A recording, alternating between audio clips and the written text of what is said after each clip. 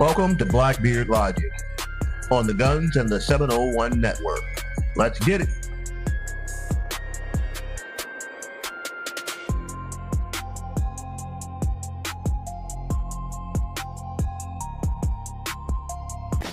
Leon here with Blackbeard Logic.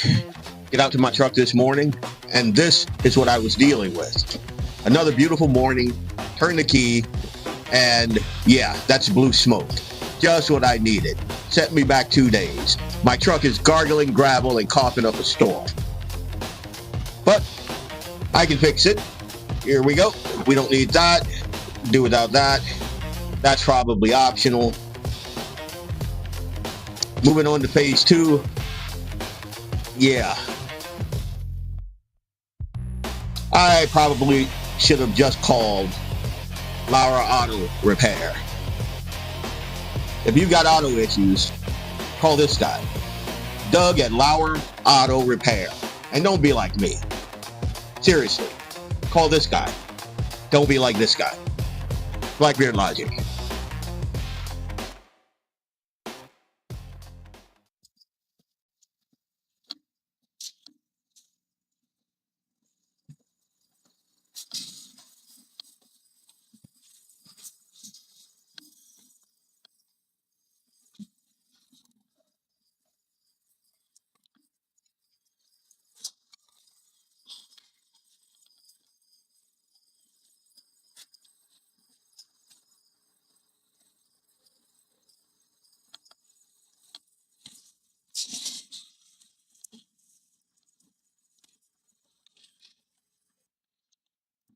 So tonight on Blackbeard Logic, we discussed the recent news of Senator Magrum's proposal for clemency, the reintroduction of the Medina incident into the news cycle, and what I feel is America's broken social compact. The social compact, as I see it, was never meant to force the just to subsidize the unjust. Full stop. John Adams didn't stutter when he said it.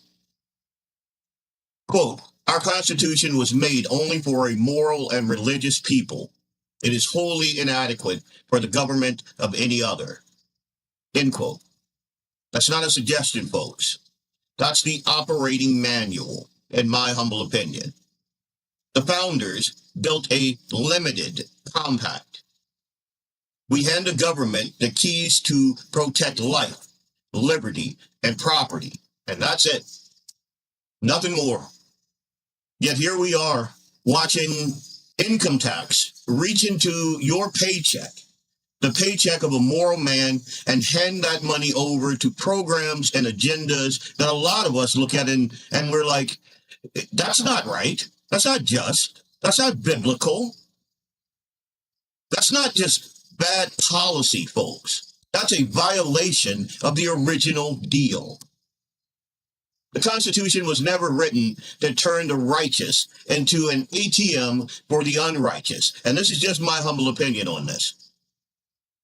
To me, that's not limited government. That's a broken compact.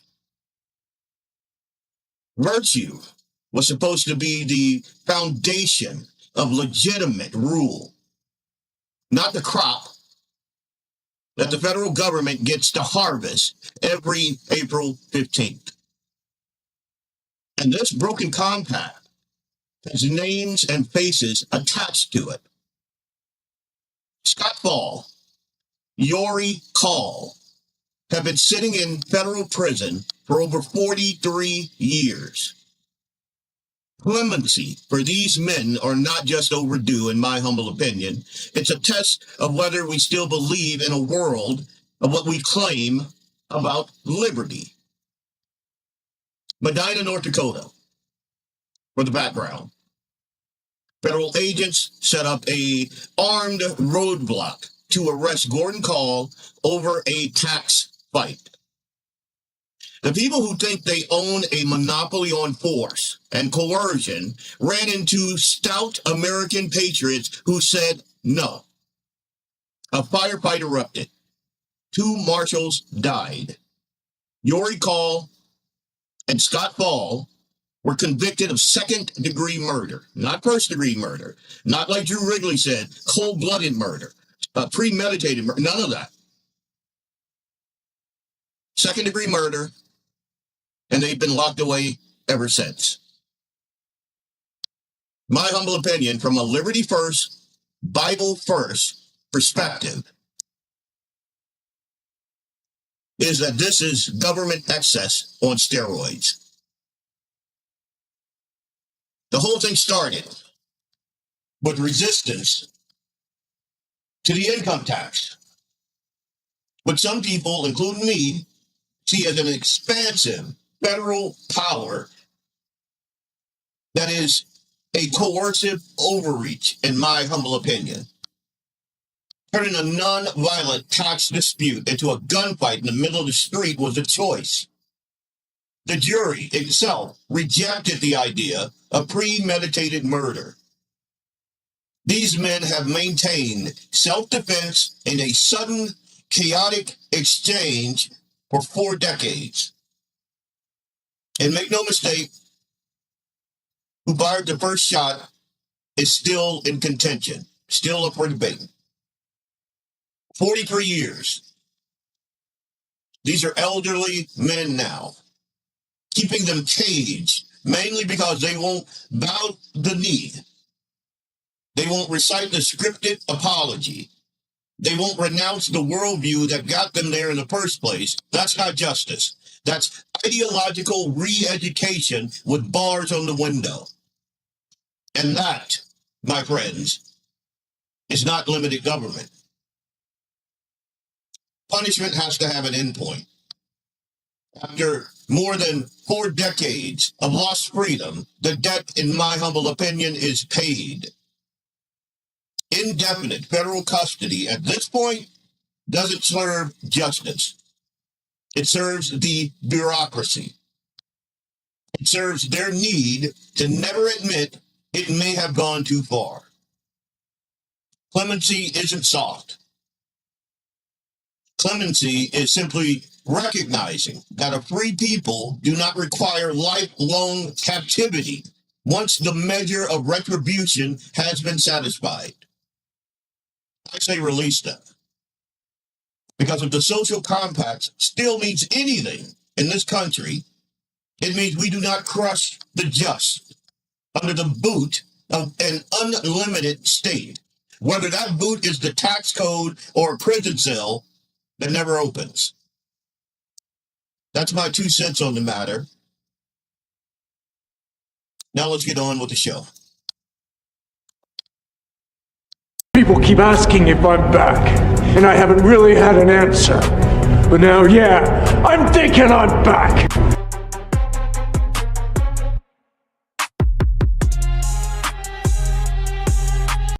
Life sentences for killing 2 federal agents in a shootout near Medina in 1983 may be brought up in next month's special legislative session.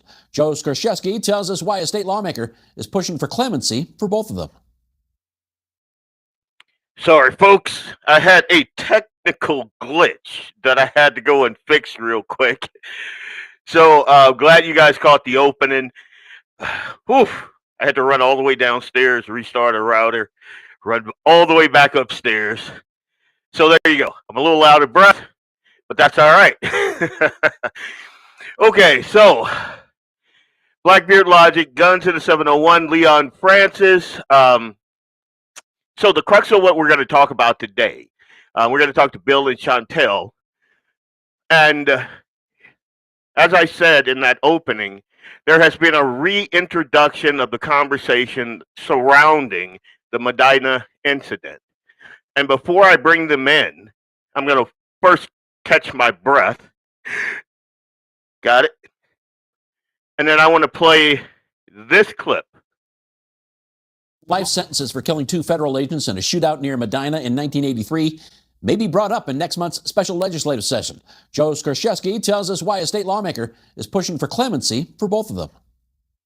More than 4 decades after the infamous Medina shootout, State Senator Jeff Magrum says it's time for the 2 men in federal prison to be considered for clemency. It's been over 5 full days now since gunfire shattered the early evening quiet in the small central North Dakota community of Medina. In 1983, Robert Cheshire Jr. and Kenneth Meir with the U.S. Marshal Service were killed while trying to arrest Gordon Kahl in what is now referred to as the Medina shootout. A jury convicted Scott Faul and Gordon's son Yorie Kahl for their roles in that shooting, and the court sentenced them to life in prison with the chance of parole. Gordon was later killed in a shootout in Arkansas. Flash forward 43 years later, Magrum wants legislative management to move forward with a resolution for their clemency. He says Faul reached out to him during the 2024 election because he was one of North Dakota's electors in the off chance he may have access to the president. Faul and Kahl have both been denied parole in recent years. Magrum says he's not taking sides, but notes the men are now being held in custody past their chance for parole. They've served their time, and they were young men when they did what they did, and so I think everybody deserves a second chance. Attorney General Drew Wrigley disagrees. North Dakota's top cop saying the effort ignores the brutality of the crimes, adding, "I ask Senator Magrum to reconsider his advocacy on behalf of 2 convicted murderers who still refuse even to acknowledge the wrongfulness of their crimes. Someone has seriously misguided Senator Magrum on this matter, and it is not too late for him to withdraw his resolution." Now, Magrum may face an uphill battle with this, but if legislative management approves this on Monday and it makes it through the special session next month, it would then go to President Donald Trump and our state's congressional delegation. I asked Magrum what he would do if lawmakers reject the resolution or don't take it up at all. He says he's just taking it one step at a time. Okay, so some semblance of this news story has been circulating in North Dakota media this entire week now. It has become a hot button topic across media, social media, and that's on both sides of the political aisle. That is liberal media like KFGO and the Forum, and they're all wee-weed up about this thing. And even in conservative media, this came from K-Fire TV, which I consider to be, right of center. But I want you to pay attention how all of the media couch this thing. Like Drew Wrigley, Republican. The way he couched it as these boys committed like cold-blooded, premeditated murder. It's a little more than that. And I want to lead off this show by saying what I'm expressing. These are my opinion. These are not Bill and Chantel's opinion, and I'm going to introduce them in a second. These are my opinions. So if you want to point the crazy right-wing, nut job finger at somebody, point it right here. I'll take it. I got broad shoulders. I'm good to go. But from what I from what I see across media platforms, like it to me, all right, this is a recent thing. LaBoy Finicum. Don't know if you watched the video, but if you watched the video, the state's telling of what happened versus what your lying eyes and your lying ears saw and heard happening are like 2 totally different things.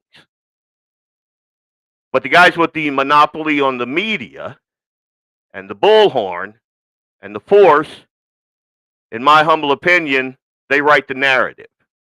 And it's up to guys like me to make sure you have an accurate telling of that narrative. In my humble opinion, LaBoy Finicum, the video that I saw, his family was in danger. They're shooting at his car. He gets out. He lifts his shirt. He turns around so they can see he's not armed, and he gets gunned down. That's what I saw. You're not going to find that in the mainstream media, though. And just digging into the bones of this case, and granted, I don't know everything, but what I do know is a little disturbing.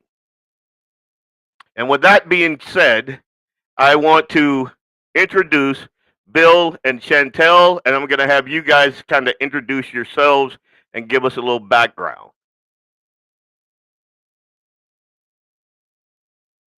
Can you guys hear me?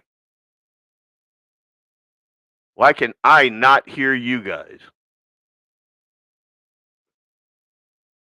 Give me a second.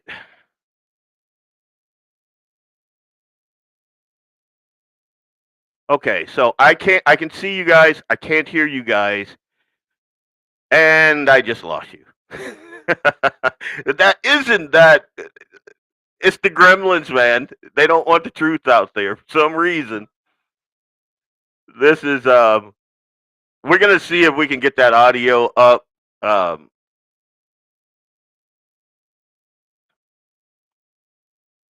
Okay, I'm gonna try to work on this audio or have them. I think your microphone. It's telling me no devices are available for the microphones. So if you guys can work on that, I'll hear you when you pop back on. But so again, you got Senator Magrum, who I am like over the past couple weeks. Magrum, you know, has really shown himself to be a solid conservative. Like everything from the hold on. Actually, I can hear you. I just went right back to our to my old phone. It worked yesterday. We'll just use my phone. Okay. Let's see here. Yeah, we're having technical difficulties with the newest phone, which, you know, I'm not going to say I'm surprised that much because I've heard things about iPhone 17s that are questionable. So, yeah, imagine that, right? Yep. So you can make sure we get a charger. Oh, I think I got a full charge. We're good with the charge, so we're good. I can both see and hear you now, and I also saw R2D2 back there. So you guys are good people.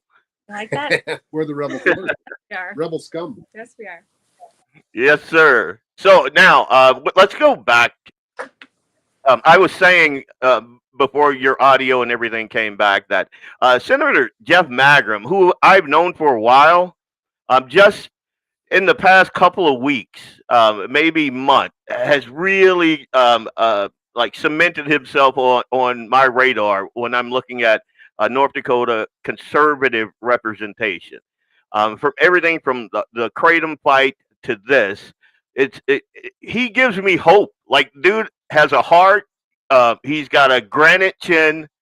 He's got no quit in him. And like for me, being a Southern boy transplanted to North Dakota, you know, that's right up my alley. So hats off to Senator Jeff Magrum for even putting some of the things that I've been invested in the past month on my radar and, you know, kind of getting me into the fight. I was in Bismarck giving testimony, written and oral, for the whole Kratom fight.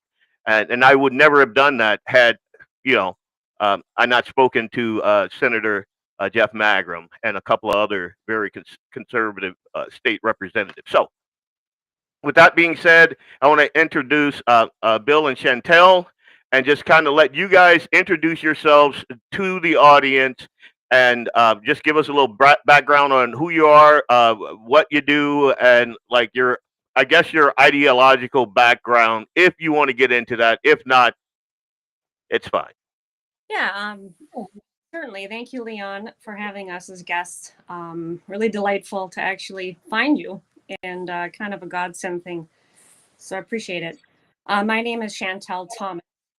Currently, or I should say prior to that, it was, of course, Chantel Faul, my dad being Scott Faul. We live in Wisconsin. We're originally from North Dakota.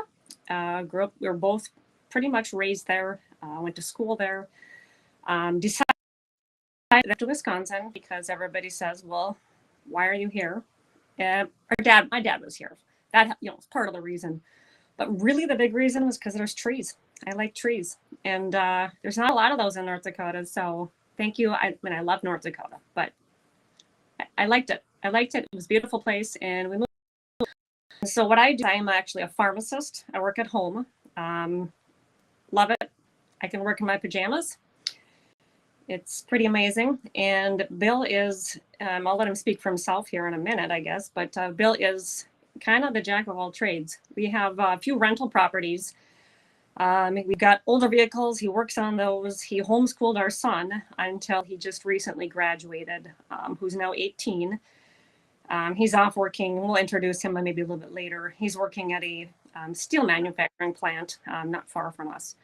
But I think that pretty much says it. We live a really low-key life off on a dead-end road, and we love it. So, Yeah, we're ideologically or speaking, we're followers of Christ, and we're not perfect in any manner. We go to church not as often as we should, I'm sure. I guess at the beginning, early in our marriage, we got into the Tea Party movement. About the time our son was born, we would say that we are libertarian-minded, I guess, but not a libertarian movement is not a pro-life movement, so right. It's difficult to jump on board completely with them. But that's about it. It sums it up. That's us, and we're Ron Paul libertarian. Yep. We like to hang out at the house and play video games with our kid. That's kind of our life. I gotta say, the whole tree thing, I get it. When I moved to North Fargo, I moved to North Fargo because it had the most trees. I love tree canopies. I like it's my thing. Climbing trees. The 8-year-old, and then when we move out to this farm, there's trees everywhere, and I love it. They kind of let the place go, so we have full shelter belts. I got 2 deer stands and 2 separate shelter belts in the north pasture, and I plan on putting up another one. So there's trees all over.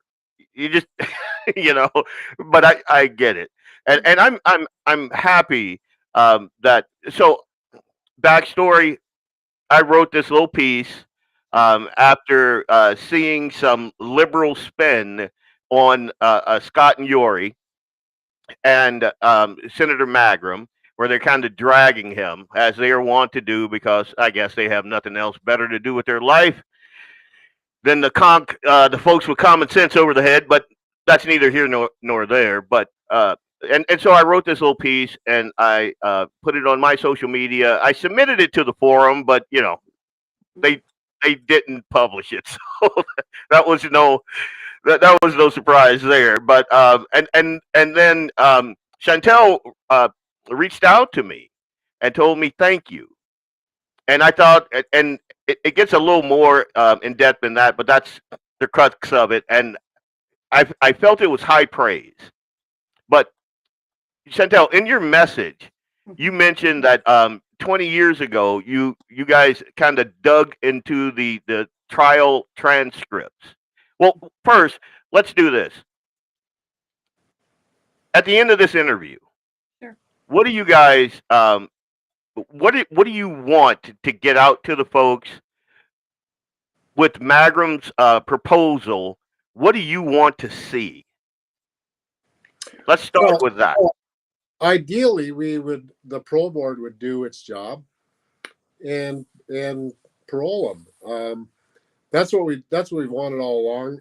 20 years ago, we looked into the case, and I didn't have any real opinions on it. I had read the book. It's all about power, but we were newly married. And I said, well, I'm going to look into this, and if it looks like he didn't get a fair shake, we'll do something for him. But other than that, I really just kind of want you and him to have kind of a father-daughter relationship, and it's difficult to do when your father's in Oxford prison and you're in North Dakota. But I got looking into it, and right away it was pretty clear that it couldn't have been a fair trial. You've got a Judge Benson and Lynn Crooks that are very familiar with the marshals that were involved in the shootout, and that's your prosecutor and your judge. And later when I found out that I think it was Benson and Crooks that were the ones that got that aim with Leonard Peltier convicted. The only one that was convicted of that. Same court. Yep. Same court. Yep. So I think the defendants were up against the wall right off the bat without seeing any evidence as to what went on. Mm-hmm. But Scott let us have the trial transcripts, and he sent home a lot of the FBI files, the interviews and those types of things. And we read the transcripts, and it became pretty clear that these defendants should not have been tried, in my opinion, together. They should have been tried separately. See, it seems like when you're watching the defense, you've got 3-4 lawyers against the prosecutor. That's not what happens when you're in court being tried together. Each lawyer is looking out for their own defendant. So what Scott really had was he was being prosecuted by the prosecutor, by Lynn Crooks, and then he was being undermined by the other defendants' lawyers, because they're acting to the benefit of their their clients. And there wasn't a lot of that going on, but they did well not to do that, but it was a factor in the case. Things that anyway, that's the crux of it. I didn't think they got a fair trial right from the get-go. And once I got looking into it, I started finding that things were omitted from the trial that should not have been omitted, and I found that some of the witnesses for the state were not truthful. Yeah. Okay. And I know that you were on KFGO, and you were gonna.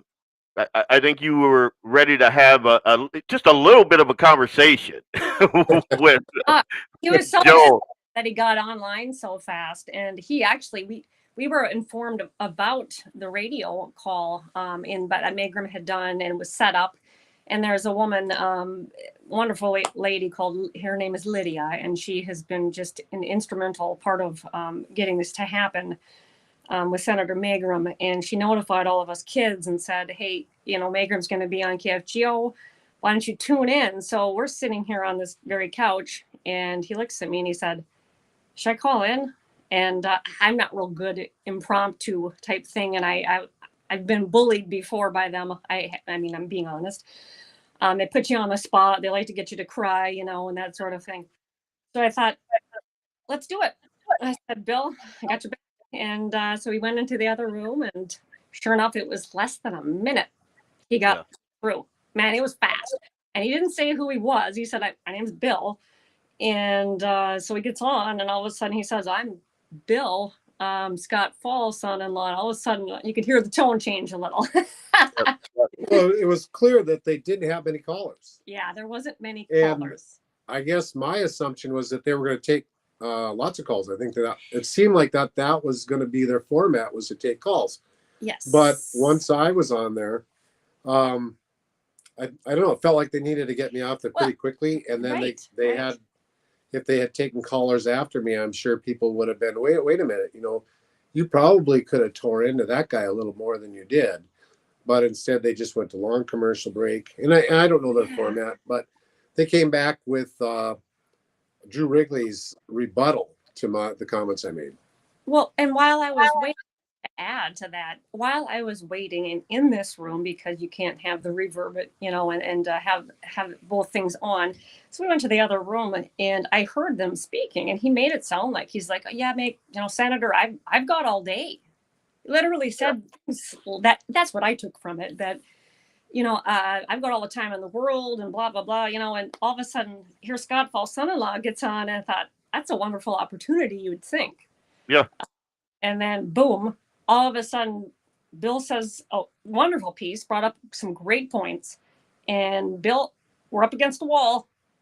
We go to this long stop. All of a sudden they're playing music. I never heard such a long thing. I'm like thinking, well, when are they going to come back? We walk outside, we're listening.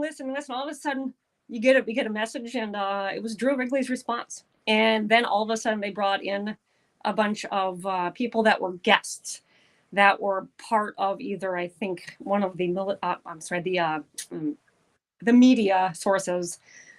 That already had plans, probably talked about what they were going to discuss, that sort of thing, but there were no more callers. Bill was the last one. So wow, so they shut that down pretty quick. And again, I don't listen to that station at all.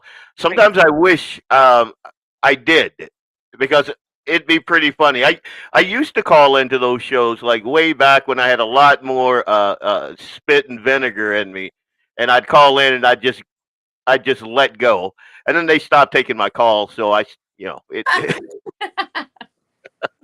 because they didn't know what to do with me. They knew I was a black guy, and they're a liberal station. So at first they were like, "Yeah, this guy's articulate. This guy's a black guy, so he's going to be all over the liberal talking points." And then I'd get in and I open my mouth, and they're like, "Ah, crap." So, but anyway, let's. I'm going to take a step back here. So we kind of went over why you started going over the transcripts. You want to make sure he got a fair shake. You're married to his daughter. You want to kind of understand that relationship, and then and you see these pieces that don't quite fit, and then 4 decades go by.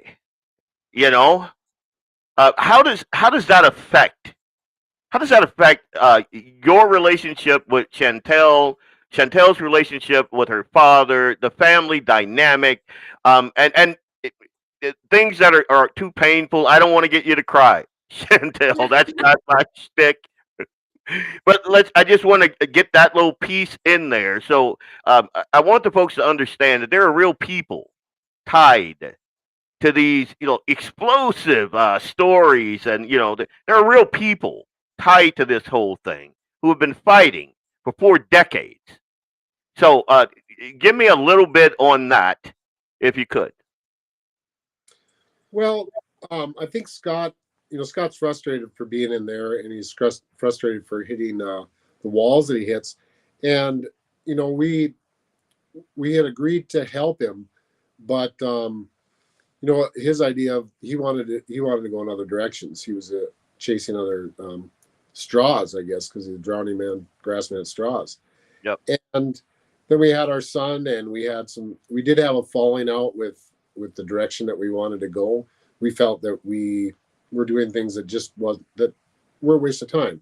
So we've had some strife through the years, and the parole board was getting pretty clear that they weren't going to help him out. He wasn't going to get retrial. Let's stick on that for a second. So I heard that little part in the Hyde Camp interview, and I want to dig into that just a little bit.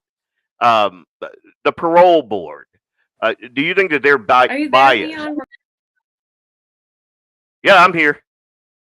Oh no, Gremlins! This is you guys are frozen. So I think. Are you guys back now? No. Give me a second here. We're having some. I think we're fine. I think we've got weather outside, and we might have just lost you for a minute. You're connected to Wi-Fi. Okay. So did you hear the question? We'll leave the Wi-Fi. Okay, never mind. Well, let's check it out. Let's try again here. I think we might have just had a little blip, hopefully. Okay, so what I said before is I heard the conversation you and Joel had, and we were talking about the parole board. Do you believe that that Scott is getting a fair shake when it comes to the parole board? Well, they listed letters from a letter. Well, they listed the reasoning for not having the paroling him 20 years ago was because law enforcement was against it. And so we went through the things that they considered. They had letters from our family requesting that he get out, telling him that he's got a job and a place to stay. But there was only one letter that was requesting that he stay in. And that came from Drew Wrigley. And they, in their reasoning, they said it's law enforcement that doesn't want them out. So he said, come back in 15 years, basically. And I thought, well, geez, you get to go out for parole every 2 years. Why come back in 15 years? Right. But once we got into it, we started looking at what the guidelines are for a parole board to consider. And it listed all the things, you could have letters from the victims' families. But one thing it did not allow, I don't remember if it barred it, but it didn't listed as one of the things to consider in the least, was a letter from Drew Wrigley, a letter from the U.S. Attorney. They could take a letter from the judge, or they could take a letter from the prosecutor, but they weren't. Like I said, I don't remember if they outright barred it or if they just didn't list it as one of the things they would consider. But it had to have been someone directly involved, though, right? Yeah, it had to be somebody directly involved. Yeah. Drew Wrigley was not, and that was the basis for their denial at that time. Yeah. And I'm just assuming that's the basis for the rest of it also. Yeah. Yeah, it seems to be a continuous repetitive nature of law enforcement sending letters, whether they were part of it or not, and the parole board not following, I guess, its own set of rules. I suppose his next parole board, there'll be all kinds of letters. Yeah. He'll probably get quite a few. Yeah, the history of it is that it's been the state's attorney that's telling the parole board not to let him out. Yep. But that's not what they were sentenced to. They were sentenced to life with the possibility of parole. And if the prosecutor, or the state's attorney, I should say, is the person that makes that decision, then it's really life. It's not life with the possibility of parole. Mm-hmm. Okay. So I want to talk a little bit about those events in 1983 from your perspective. And then we're going to go hit our first commercial break because I'm way long. I'm looking at it. We're like 40 minutes into this thing, man. So I'll hit that, but I do want to get this piece in here. So in my article, I described the Medina confrontation as an armed roadblock by federal agents that escalated a tax-resistant matter into a deadly firefight. And I noted in that article that the jury rejected first-degree premeditated murder. So from everything that you studied in the transcripts and the records, how do you reconstruct that sequence that day? Who was present? What was the atmosphere? How do you feel about and before you answer that, but how do you feel about who fired first? I want you guys to understand the thing, and this is to the general audience out there. When they're saying premeditated murder, again, I point back to the Lavoy Finicum incident. Those guys were getting shot at when he got out of the car. Right. When Gordon was in Arkansas, they surrounded his house, and he saw the sheriff at the same time, and the sheriff shot him in the head. And from what we can understand, media has been so fake that I have no idea what's real or not. But even by their own transcripts, they shot at the same time. And to me, that's not premeditated. That's a guy trying to save his life being shot at. But that's my take. I'm not putting that on you guys. That's Leon, that's Blackbeard Logic's opinion on the matter. But that being said, what are your recollections, your perspective from that incident? 30 seconds, I believe. I think it was less than a minute. How that went down. Well, I think the defendants were scared of what the government was willing to do to them. I mean, they put Gordon Kahl in jail for a year, and then had another year suspended sentence because he protested taxes. He didn't evade taxes. He protested them. He didn't owe any. Yeah, he paid a fine of $5,000. Some people say he didn't owe any. I didn't see his tax returns, but it was a protest. It was a nonviolent protest, and he was, I guess that's what we expect of people that protest. The protest is not always legal. Mm-hmm. But what he wanted is I think he wanted to go to court. Well, he had to know that he was going to be dragged into court. Yeah. And he wanted to put it in front of a court so a court could have the opportunity to decide against the other branches of the federal government.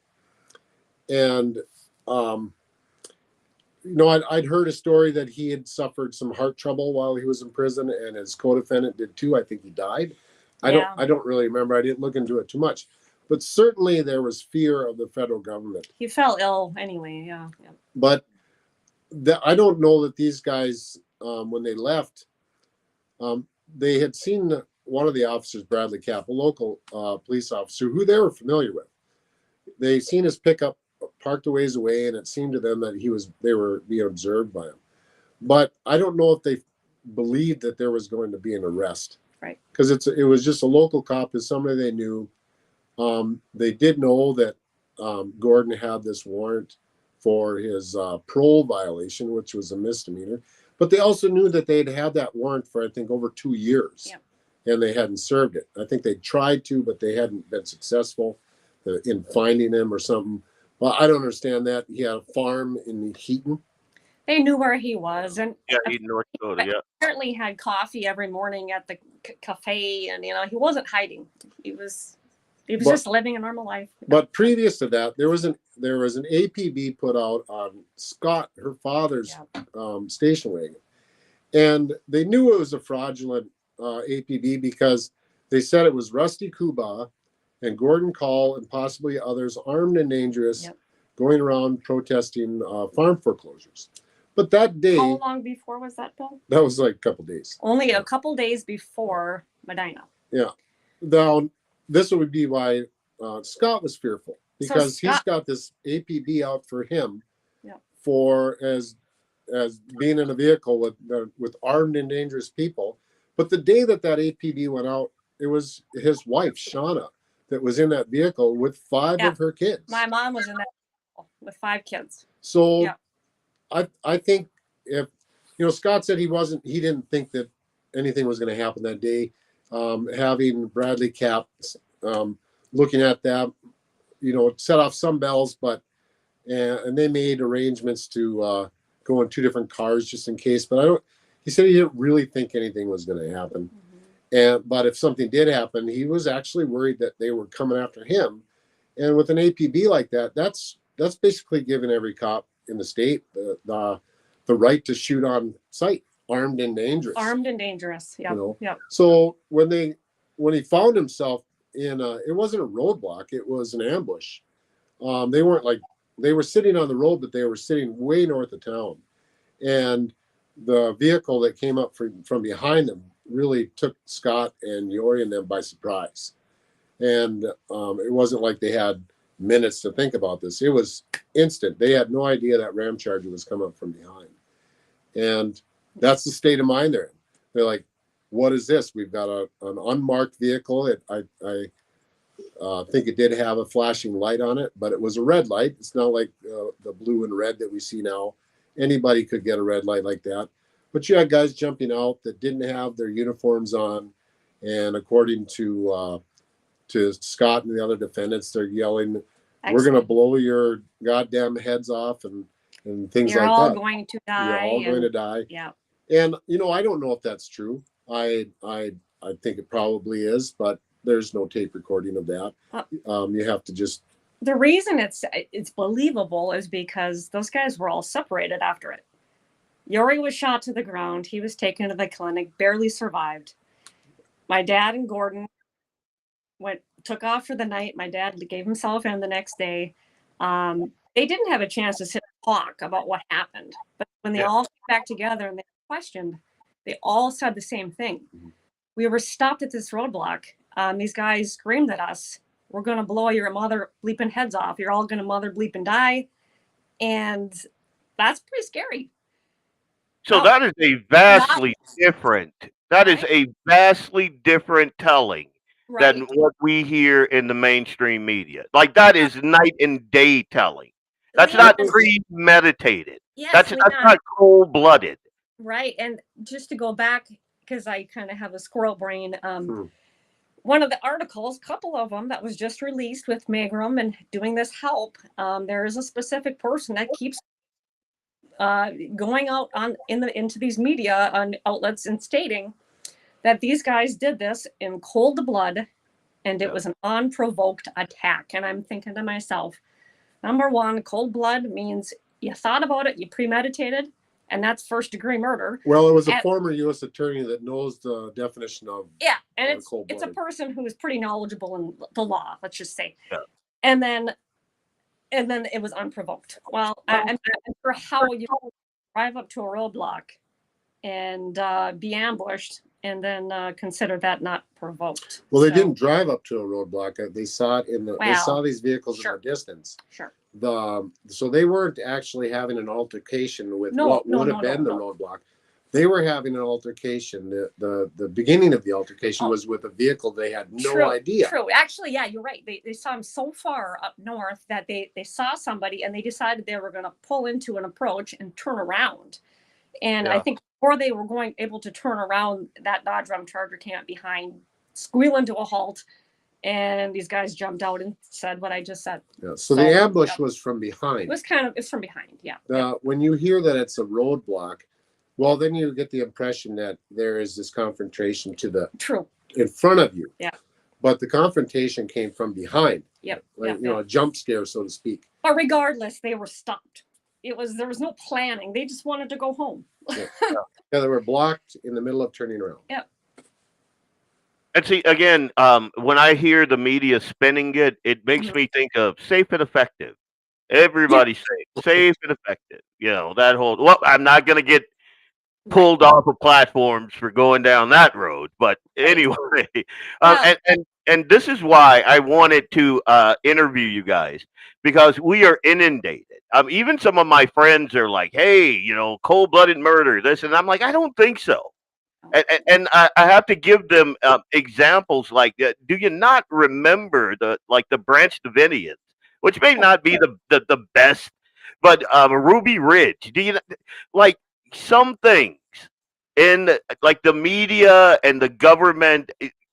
They stink to high heaven, and sometimes it's obvious. Yes.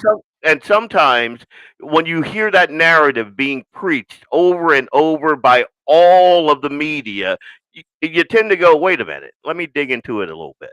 And Well, when I was a young man when that Waco thing went down, and I remember being in the bar and seeing it up on the TV, and I wasn't too bright as a early 20-year-old, but I was watching it, and it seemed excessive. They said they were going after to protect these 38 children, or there might have been more.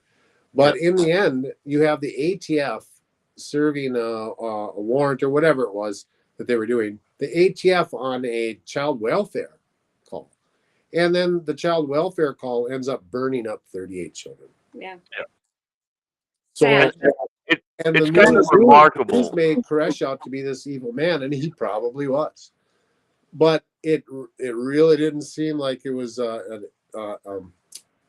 just response.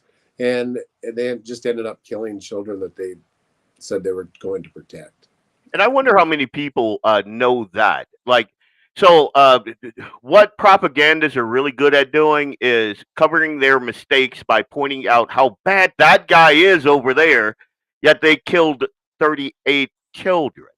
Right. In the most gruesome way that you could possibly die. So nobody's talking about that. We're all talking about crazy David Koresh having intercourse with these young women, and like he thought he was Jesus Christ, and you're like, oh my God, that guy is horrible. The government burned up 38 children. Well, the way I heard it described, what those children went through, and I know this is a Plato emotion, but that they, through the fire and through the tear gas, there was a chemical reaction that caused, I don't remember what the name of the gas was, but it caused the children to have muscle spasms that turned them into a shape of a C backwards. And so that's how they died. They turned backwards, like you are a gymnast. And, I don't know if that's true, but that's the reports that we've heard if you look into it. And I don't know. We're getting off topic a little bit, but a little bit. It's a little bit off topic, but what I want folks to understand is a lot of times you got to look a little deeper than the popular narrative. And what I heard from Joel, what I saw from Rob Portley, what I saw from other media pundits is they're parroting There's no critical thinking. There's no, hey, let me do some reporting. Wouldn't that be great? Wouldn't that be great if somebody actually dug through the data? Again, I'll go the Kratom thing. I saw all of these news stories. I saw Armstrong and Wrigley out there with holding up what they were calling Kratom, which was not Kratom, and it took me all of maybe an hour of digging to get all the information that I needed, and no medical emergency, no hundreds and thousands of people dying, none of that. Found out what actual Kratom was, and found out what these derivatives were, and like the media narrative versus what actually is going on are two totally separate things. And I want the folks, before we go to commercial, to get that, to understand that sometimes you got to use the brain that God gave you to look a little deeper. Again, I've got tons of friends that were at the January 6th thing, and the propaganda that was foisted up on us from that thing should make everybody go, wait a minute. I like the January 6th thing. It was so over the top that you would have to be the world's stupidest person to believe that the January 6th guys were that evil of a group. I mean, it was, I don't know. They over prosecuted it, basically. Yeah. You had people in jail for years with no trial. They were after grandmothers and people that put their feet up on Nancy Pelosi's desk. Big deal. Now, he probably should have gotten some trouble there. He was provoking the bear. But what that guy went through, I think he got quite a bit of time, did he? I didn't follow it that closely. I wasn't that interested in it, but I did, I didn't look into it, so to speak. But I did. It was in the backdrop of our lives at that point. It's the propaganda piece that I want. The thing that I take away from all of these instances, and I can just go on and on and on about it. I'm not going to bore everybody, but the thing that I take away is this. If you don't go along to get along, the government can crush you. And not only can they crush you, they can destroy your life, your legacy, your family. The memory of you can be crushed and demonized to a point people are afraid to even talk about it. Like, that's what I've been seeing. People are afraid to talk about J6 because you'd be pulled off all the platforms. People are afraid to talk about LaBoy Finicum. People are afraid to talk about what happened at Ruby Ridge or the Branch Davidians and all of that because it's taboo, because the government and their media lackeys have set it that way. And I don't want this to be that thing. I want, if we're going to have a discussion about 40 some odd years in prison and what I call re-education, and if you don't get re-educated, you ain't going nowhere. If we don't have an honest conversation about that, the government is going to do the government thing. That's what it's going to do. And with that being said, Clay is going to murder me because I'm an hour into this thing. I haven't hit a single commercial. But again, I wanted you guys, I wanted to, one, despite all of the media hype, show who you guys are. You're like, you could be my neighbor.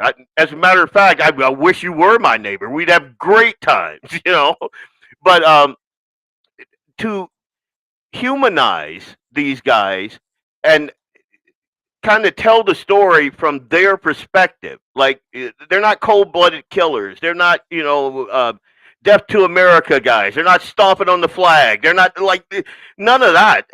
What they are is they're a guy like me. They're a guy like Clay. They're a guy like Jamie and Doug and all of my friends. Just regular guys that look out there, see what's going on, see that it's wrong. Like this pen that I have right here. I've been pro-life my entire life, actually.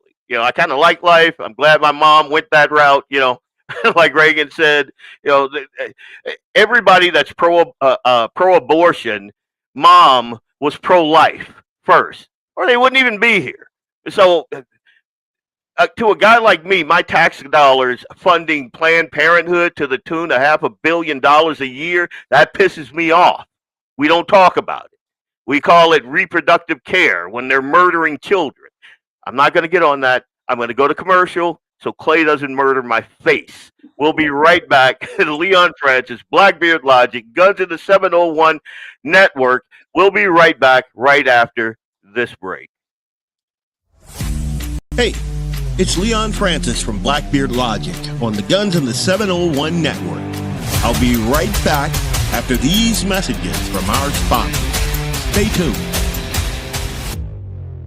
Lauer Auto Repair, located at 309 South Washington Street in Bismarck, North Dakota. Give them a call at 701-258-6308. The team of mechanics at Lauer Auto can take care of any problem your vehicle is having. And when you do business with Lauer, you can be assured you're doing business with a pro Second Amendment America First repair shop. There are plenty of other auto repair shops in the Bismarck-Mandan area. But why take a chance at patronizing a shop that might not have your beliefs at heart? Make no mistake. Lauer Auto is your pro Second Amendment repair shop. When you talk to the guys at Lauer Auto, don't forget to tell them that you heard they are a sponsor of Guns in the 701 and that you appreciate their support of our pro Second Amendment, pro North Dakota live stream and podcast. That's Lauer Auto Repair, 701-258-6308. 701-258-6308. Located 309 South Washington Street in Bismarck, North Dakota. I am Leon Francis, and this is Blackbeard Logic on the Guns and the 701 Network. Let's get it.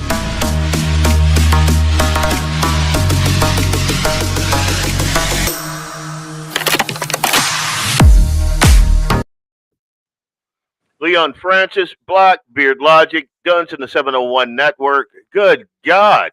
Bill got a whole lot younger and he's got a whole lot more hair. What's going on, man? Well, he stepped away for a second. So I said, Liam, this is our son, Liam. And I said, why don't we introduce you if Bill doesn't get back in time? And you can say hello.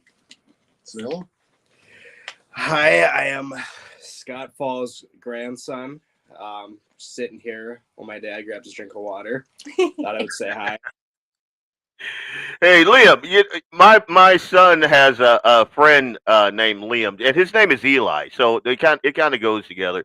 They're two of the funnest boys you'll ever see. When Liam comes over here, they're shooting 22s and taking down rabbits and pocket gophers and giving their both moms gray hair, and me and Dan, we just sit back and go, yep, you look like that type of guy, dude.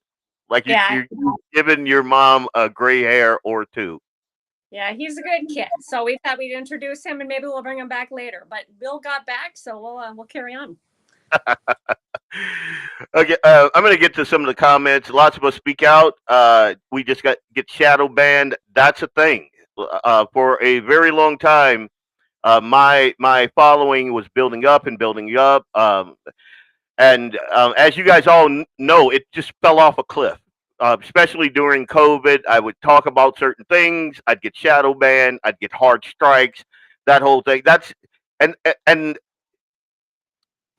not freedom of speech. That's not freedom of the press. That's not wanting to get the story out there. That's one side promoting a narrative that you better not get off of.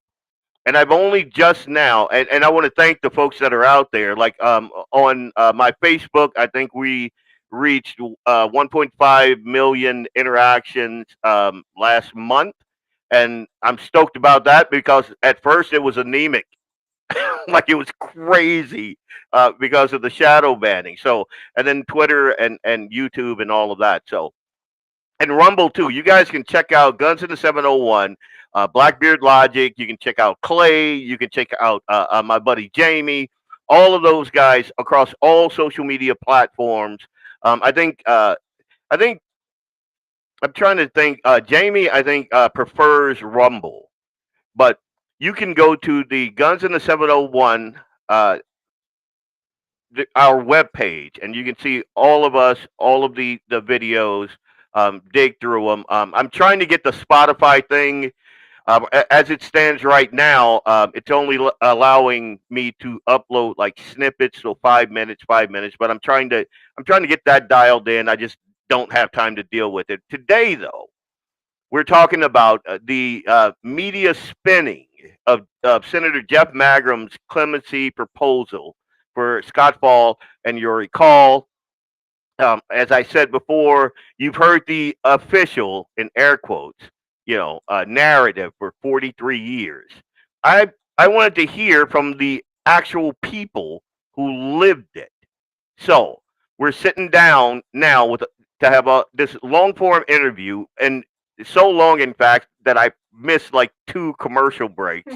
But Clay's a good guy. He's understanding. But we're having this long form interview with Scott Faul's daughter and his son-in-law, because I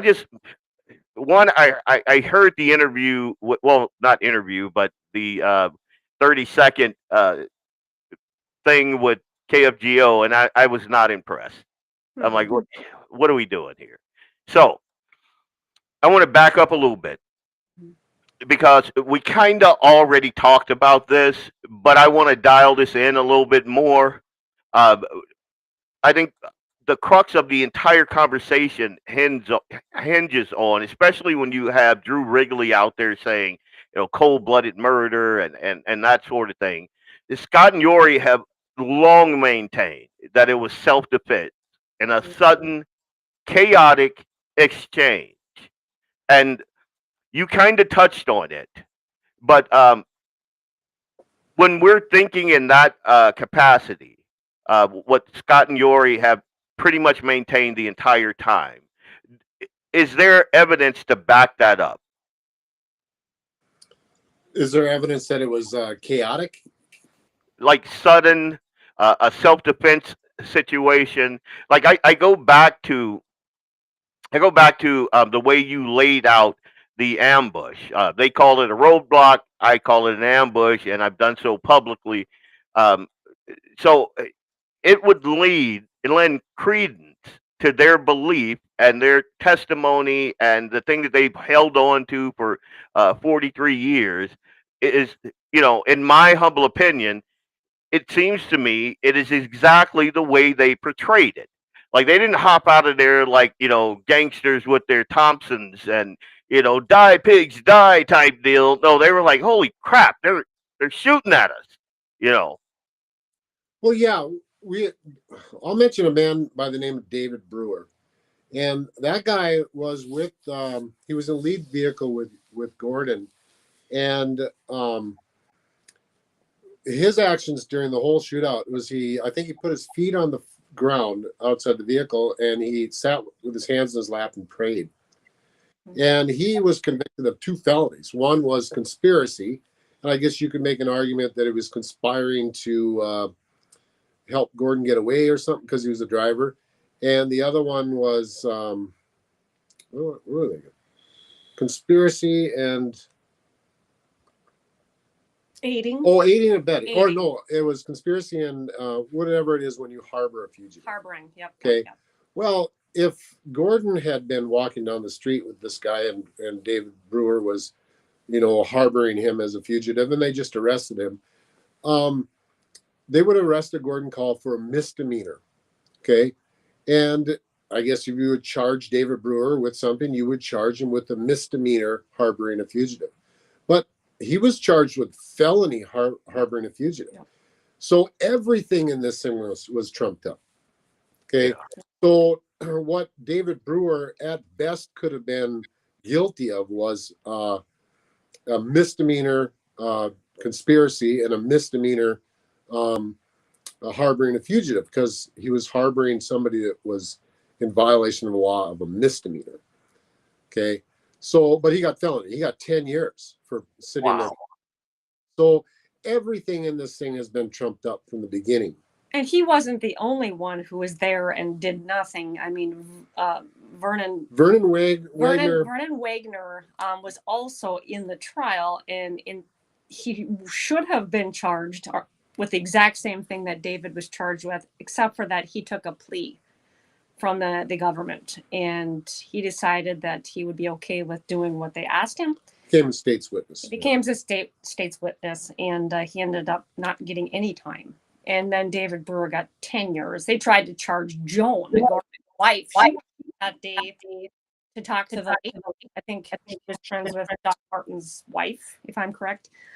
There was also Joan didn't get anything, and if anybody would be harboring a fugitive, yeah, why wasn't she? Well, she wasn't convicted. She was charged with that, and the jury found some mercy on her, and they didn't convict her of anything. But she was charged with the murders also. Yeah, by me saying why wasn't she, I'm meaning it's silly that it's not consistent. It's not consistent. Yeah. Right. So, and the media, one thing they said is they would describe the defendants as 6 armed gunmen, but no, there was only 3 men who that had weapons. That was Scott and Yorie and Gordon. Mm-hmm. But the other 3 were cowering on the floorboards of the vehicle. Yep. And then you had 6 officers that were armed. Okay. So, I mean, I'm not saying right or wrong. What I'm saying is the description is wrong. The description is 3 armed gunmen against 6 armed law enforcement. And I mean, I don't know if that changes anything legally, but it certainly changes how a person views the scenario. And see, that's me. Like, so if I'm pulled over, I'm armed everywhere I go. So that makes me an armed gunman. If someone is shooting at me, like Scott didn't jump out with his weapon. Scott got out of the vehicle when the ambush occurred, and he testifies that the police officers had their guns out the windows and then jumped out armed. And at that point, Scott back into the vehicle, but he didn't jump out armed. No. Now, I don't remember what Yorie and Gordon, I think they did jump out armed. But as far as we're concerned, of course, we're Scott's kin, I guess. And I've never met Yorie. It seems to be a pretty decent guy, but I've never met him. But from our point of view, it's always from Scott's eyes. And he didn't get out with his weapon. And there was a point where he ran away. Yeah. He ran off a different direction. And then he was kind of cut off by Wigglesworth. Wigglesworth was the last name. So he was just basically off in a distance, off in a tree row, while he was hearing the gunshots start. And that was when Yorie was shot, we're pretty sure, right at the beginning. And here you have Yorie laying on the ground, riddled full of bullets. And Gordon, as far as I'm concerned, he exercised great mercy. Yeah, he had a lot of self-control because he thought his son was dead. And there were people that walked away from that, police officers that he took the gun from, and they ran. And he did not just flat out get rid of everyone there. He took out his words was that he did what he had to do to stop the confrontation. Yeah, the people that were aiming at him. So. Let me steel man their case for a little bit. If you can believe that Gordon went around the side of the Ram Charger, and I guess Lynn Crooks calls it a coup d'etat of Cheshire. Of Cheshire, yeah. That demonstrates quite a bit of brutality. But right before he did that, I think it was right before, might have been right after. He dealt with Bradley Capp, and Bradley Capp had actually shot at Gordon. He aimed his gun at Gordon. I don't think Gordon remembers him being shot at, but the evidence that Bradley Capp shot at Gordon was there was a BB in the trailer house, and that would have been right in line with if the only shotgun that was shot. The only shotgun that was shot. It would have had to be his gun, and Gordon was standing between that and between Brad and the trailer house. So Gordon dealt with Bradley Capp, and he realized he was out of the fight. He had been wounded, and I don't remember if he took the gun at one point. I think he took the gun away from him. Bradley just held his gun up and Bradley ran to the ditch after confronting Gordon. Yeah, but Gordon just passed him by. He just went on. He didn't stop him. He didn't. Wait, that's not cold-blooded murderer stuff right there. Right, no. Right. He also had wounded Hobson. There was other people there also. And Hobson was out of the fight. I think he got shot in the buttocks or something. Or I don't remember. It's been 20 years since I went through it. But he had he dealt with. I mean, he displayed some mercy to some other of the so-called victims of the police officers. So I find it difficult to believe that Gordon would have walked around that vehicle and just killed him for the sake of killing him. But if he did, it's Gordon believed that that's the man that shot his son. Yep. He believed that was the first shot of the incident. I don't know if that's true. There's a lot of people. There's some reports that people thought the first shot was a pistol. Well, that would have been Yorie. But this is all so fast. Yeah. So a person can get confused. But upon recollection, with Scott, he'd written a confession, a brown paper bag confession that was not allowed into court. But he said that he was dealing with Cheshire, and when he got around to that side, he'd realized he was also permanently out of the fight. So I don't believe that it was a coup d'etat. I think that he was being shot at as he's shooting, and then I think he, when he could, he let people go. See, that is a wildly different scenario than the media narrative that we've been fed. Wildly different.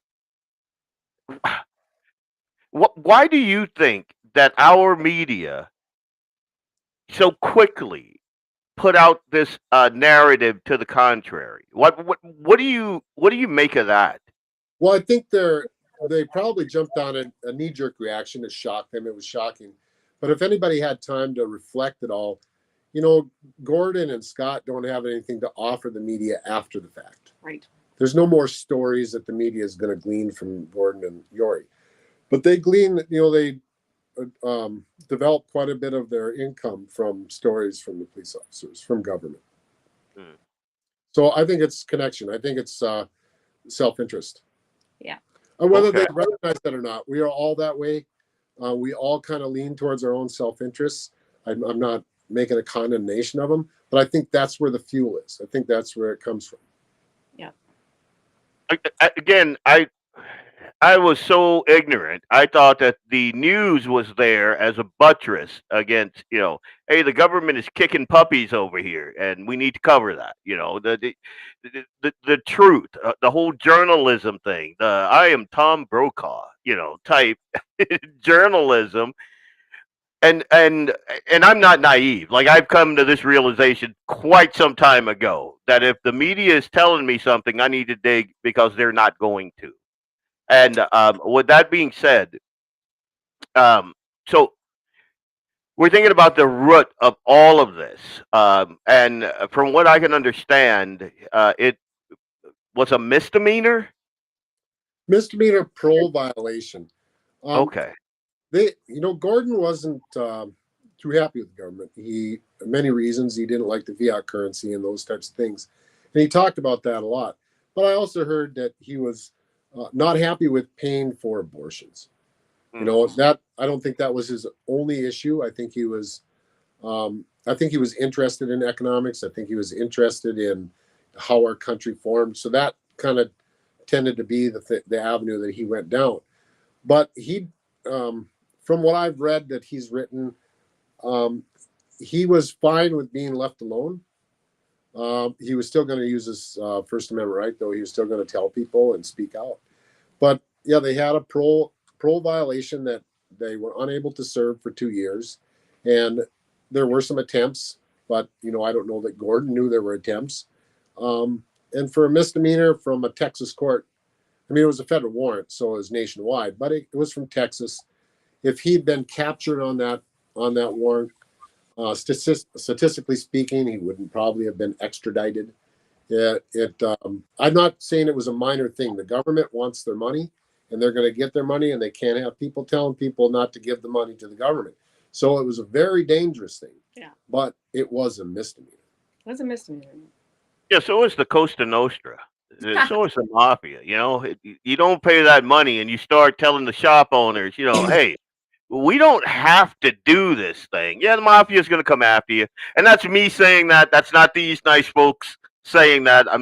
That's Leon Francis, Blackbeard Logic's opinion on the whole government gangster thing. But anyway, so I want to move on to the convictions, the sentences, and the questions of justice. So they're convicted of second degree murder and related charges, not first degree. So looking back at the trial process, and we kind of touched on this a little bit, what you learned from the transcripts, what stands out to you as unfair or incomplete or ideologically driven? Well, we actually had the opportunity to interview some of the jurors. One woman in particular, I'm not going to bring her name up just for her sake, I guess. But she, in her mind, she didn't give us this number, but it was apparent with the hours that we spent with her that Scott and point that she thought second degree murder, would be, like a 20-year sentence. Video here. I think we lost you. We're having some technical difficulties. Yep, technical. Good God, I hate that. But that's the gremlins that we talk about so much. So what I'm going to do is I'm going to go hit our second break, and hopefully on the other side of that break, they'll be back. So Leon Francis, Blackbeard Logic, Guns in the 701. We'll be right back right after this break. Okay, let's go. I am Leon Francis of Blackbeard Logic on the Guns and the 701 Network. Let's get it.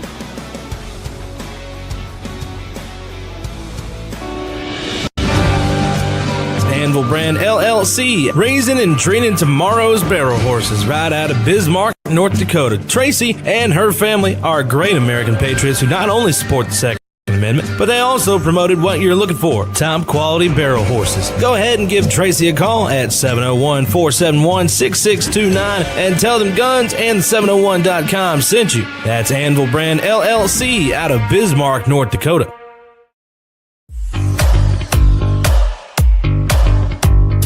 At Horton Laser Craft, we believe in the power of personalization. Whether it's a cherished memory, a special occasion, or a unique gift, our custom laser engraving brings your vision to life. Our expert craftsmen and state-of-the-art technology ensure every piece is a work of art.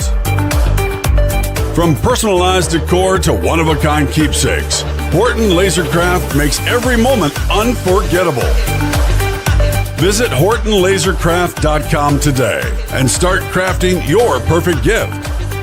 For more info, email them at HortonLasercraft@yahoo.com or call them up at 605-545-7535. Horton Lasercraft, where memories are engraved.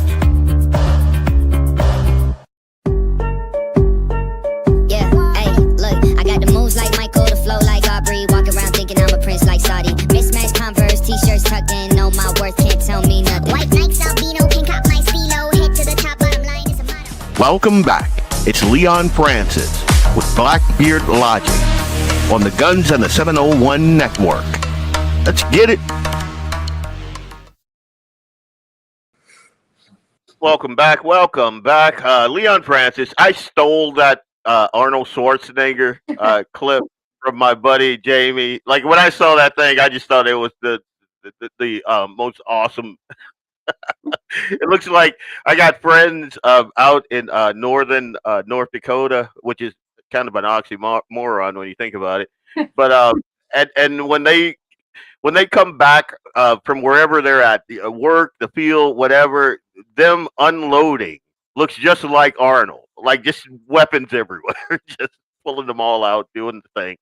But anyway, Leon Francis, Blackbeard Logic, Guns of the 701 Network. We're having a conversation with Bill and Chantel. Now, Chantel is Scott Faul's daughter, and Bill is Scott Faul's son-in-law. And I wanted to have this conversation. Well, there are four things I wanted to get out of this conversation. One is what really happened, to the best of their recollection and their knowledge, back in Medina in 1983. Two, why the jury rejected the first-degree murder, and in light of that, why we have our Drew Wrigley, why we have guys like that out there saying, cold-blooded, premeditated, yada yada yada. I also wanted to discuss the human cost of 43 plus years behind bars, and I wanted to get of their opinion on why they believe that clemency is long overdue. And if we get those points out of this conversation, I'll chalk it up as a W. And a couple of things, just to kind of backtrack a little bit. We all know what accepting the accepted narrative in any story looks like. I mean, we lived through COVID. We lived through the most popular president in recent American history, which is, of course, Joe Biden, who was even more popular than Barack Obama, the first African American president. He 80 million votes. Forget about the Biden bounce, all of that stuff, because the narrative, everybody in media told you that this was the freest, fairest election ever, and you're supposed to believe it. And then we went through COVID and Dr. Fauci and safe and effective and this, that, and the other thing. And then January, we got to break the cycle. We have even conservative commentators on our side of the aisle. They fall into this trap. And I know some of them personally, and they fall into this trap. There's certain topics that are so taboo that you don't even talk about them. This is one of those. It's like Drew Wrigley said, God, I hope he rethinks this thing. It's like we got to have data centers and flock cameras because China. You're not supposed to question it. Don't question it. We've already told you what we need you to know. Don't peek under the curtain. It's Oz back there. The Great Wizard, and all that good stuff. Anyway, welcome back, guys. I sometimes I rant. It's a thing. I'm working on it. You needed the break for your commercial, and it came back quick. Oh yeah, that was a quick one. I'm trying to get them all in so Clay's not so upset, and I'm also trying to pay some bills because all of our sponsors. That's how I come to the masses. That's how Clay's show is produced. That's how Jamie and all the folks on the Guns in the 701 network. That's how we get done what we get done. So let's dig back into this. So 43 years. Oh my God, that is an incredibly long time. And digging into the story a little bit, I don't know how sane I would be if like some guys were shooting at me and the guy that they're after has a misdemeanor and I in self-defense I shoot back. I'm not being like, it's not indiscriminate. I'm not doing tactical, what we would call it. I'm not even gonna I'm gonna go somewhere else with that. Like, you're not doing any of the things that would make you an evil, cold-blooded murderer. Yeah, and you figure, this is America, a justice system. They're gonna see. I'm gonna go in here. They're gonna see what this was for what this was, and we're gonna be okay. And then have that system fail. And then 43 years later, it's still failing you. And then when you have your family and friends trying to reach out and give you some measure of a normal life on the other side of something that is this chaotic and is this disrupting, and you see folks like Drew Wrigley and other folks actively, even though I have no doubt Drew Wrigley knows the ins and outs of this case. I have no doubt about that. Yet still, you see him going out of his way to say the things that he said. And then you see the commentators in North Dakota, crazy right wing extremists, Jeff Magrum. And you're just like, that's gotta weigh on a guy. And that's gotta weigh on a guy's family. And so I wanted to bring Bill and Chantel on so they could tell their side of the story, because nobody, like, again, Bill was on KFGO ready to have the conversation. They couldn't get him out of there fast enough. They're like, oh, he's disrupting the narrative there. So, But again, Scott and Yorie, they're elderly men now. So, what is keeping them locked up? What purpose does that serve, in your humble opinion? Well, they have to show us who's boss. It's just down to that. An exercise in I can't remember the word now. I used it the other day when we spoke. In humiliation. But the jurors, we spoke with just one quite extensively, and they rejected first-degree murder. Okay, they said it was not cold-blooded. It was not premeditated. And the one that we spoke to really actually at 20 years ago thought that Scott should be out by now. Okay, and that's what they expected. But what's happening now is that the U.S. attorneys are rejecting the jurors' decision. Okay, now I disagree with the jurors' decision. I think that they, Scott and them, were acting in self-defense. But I have to live with their decision, and their decision was that life with the possibility of parole. Mm-hmm. And then speaking to the one juror, and then we watched some outtakes too from a documentary that was taken out. We got the impression that they believed it'd be around 20 years. Yep.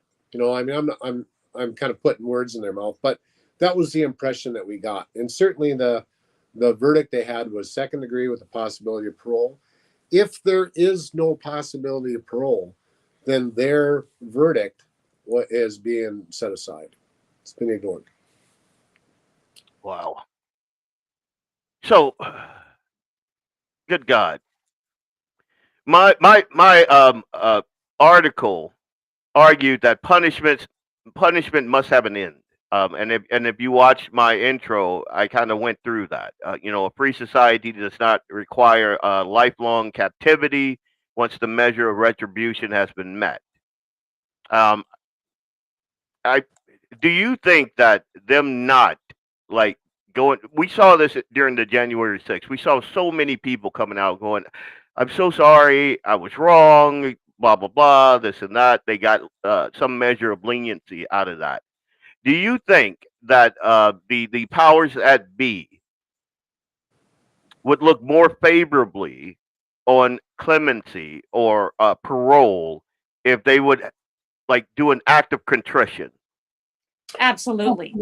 Now, what they want them to do is they want them to basically smile and say, thanks for keeping me locked up for 43 years. I mean, it seems that, that might seem like kind of an outrageous statement, but that kind of the way I'm taking it, because a normal second degree conviction is 20 years. They've been there for 43. We've allowed their side to be able to use an emotional argument.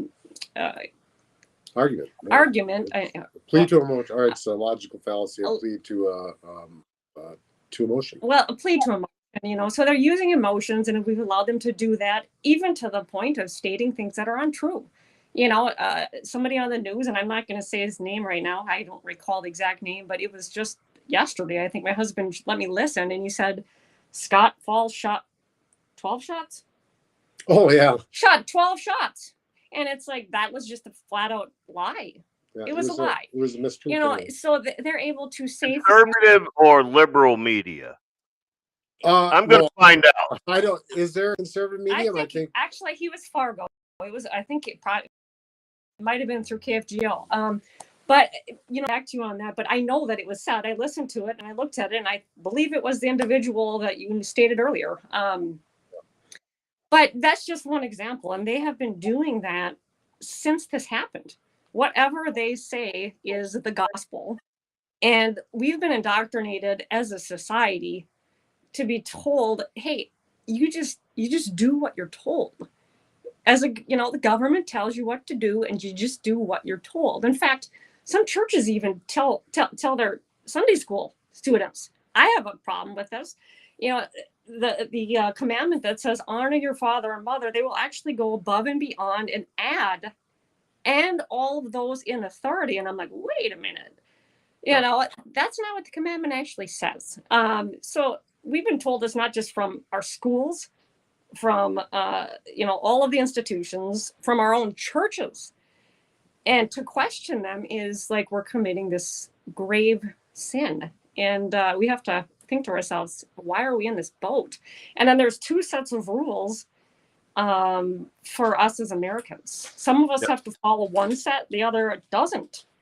And how does that work? You know, any person who would have been out there that day with second degree, I should say, any person who would have had a similar charge of second degree would be out. They'd be out if it hadn't involved government affairs.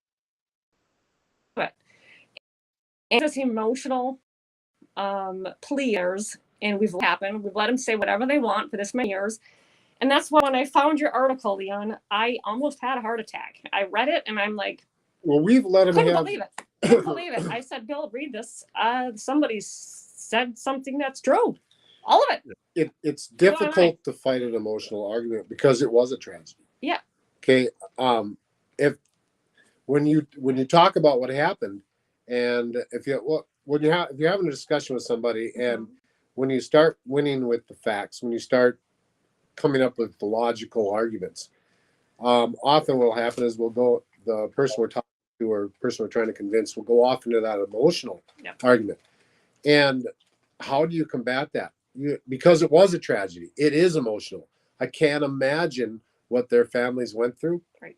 But well, we can imagine a little bit, because if that could be Scott could have been dead in the ditch. Well, he's been in prison since I was in diapers, you know, so I haven't exactly had the opportunity to, you know, spend time with my dad. Yeah. So, I mean, we understand the emotion, but I think people use it as a weapon. I don't think the families do. I haven't had any contact with families, but certainly the media will turn to that. Yeah. And certainly the prosecutor will turn to that. And I think it's unfair that they use that. They should stick to the facts. Well, it's a double standard. They're able to use it, and that's the problem I have, is that if you can use it, but I can't, how does that work? I'm supposed to stick with the facts, even if I state the facts. They look at me like, well, you don't know that that's true, or they'll throw another curveball at you to try to, you know, get you off course, or they'll call you crazy or, you know, right-wing conspiracy theorist, and you name it, you know. So stating the truth is not upheld by them. And unfortunately, that's what I like to do. I like to seek the truth. And as a Christian, that's what we're supposed to do. We're supposed to call good, good, and evil, evil. And I guess that's where I stand. Well, you made a couple of really good points. Like, I could just listen. So you guys made multiple really good points there. One, there's a reason that we homeschool now. When we were in Fargo, I took my kids out of public school at very young ages because I saw what was going on there. And we sent them to Shanley and Oak Grove. But even in that setting, just like you said, I noticed things that I did not like. And they were still just churning out these little cogs. I did like Shanley because they were so pro-life, and they did the March for Life in Washington and the whole thing. And I did like Shanley. But that aside, one of the reasons why we decided to homeschool Eli is because I want to raise one a boy. I don't think that our schools are doing a great job of that. But I also want him to be a free thinking, critical thinking, capable, self reliant a man. That's what I'm building here. And far too often I see these glassy eyed boys who have been overly medicated and taught to be almost effeminate shadows of themselves so they fit into the mold that the school is trying to churn out. And when we extrapolate that out, what you create in that scenario, what you are creating in that scenario are obedient, subservient serfs that go out there, they hit the time clock to clock in, they hit the time clock to go out. The government mafia gets their pound of flesh, and you go home. And it's long. And I said this today. I forget where, but probably on social media, probably a comment of some sort. But we are way too comfortable with tyranny as long as the tyranny is comfortable. And our founding fathers said the same thing. In our Declaration of Independence, I think it was Thomas Jefferson who made that, and I'm paraphrasing that, but he said, basically, we will endure tyranny as long as it's comfortable and endurable. And what they were saying to the king is, hey, we're done with this. And you got to understand, it was only 3% of those guys that would stand up and say, you know what?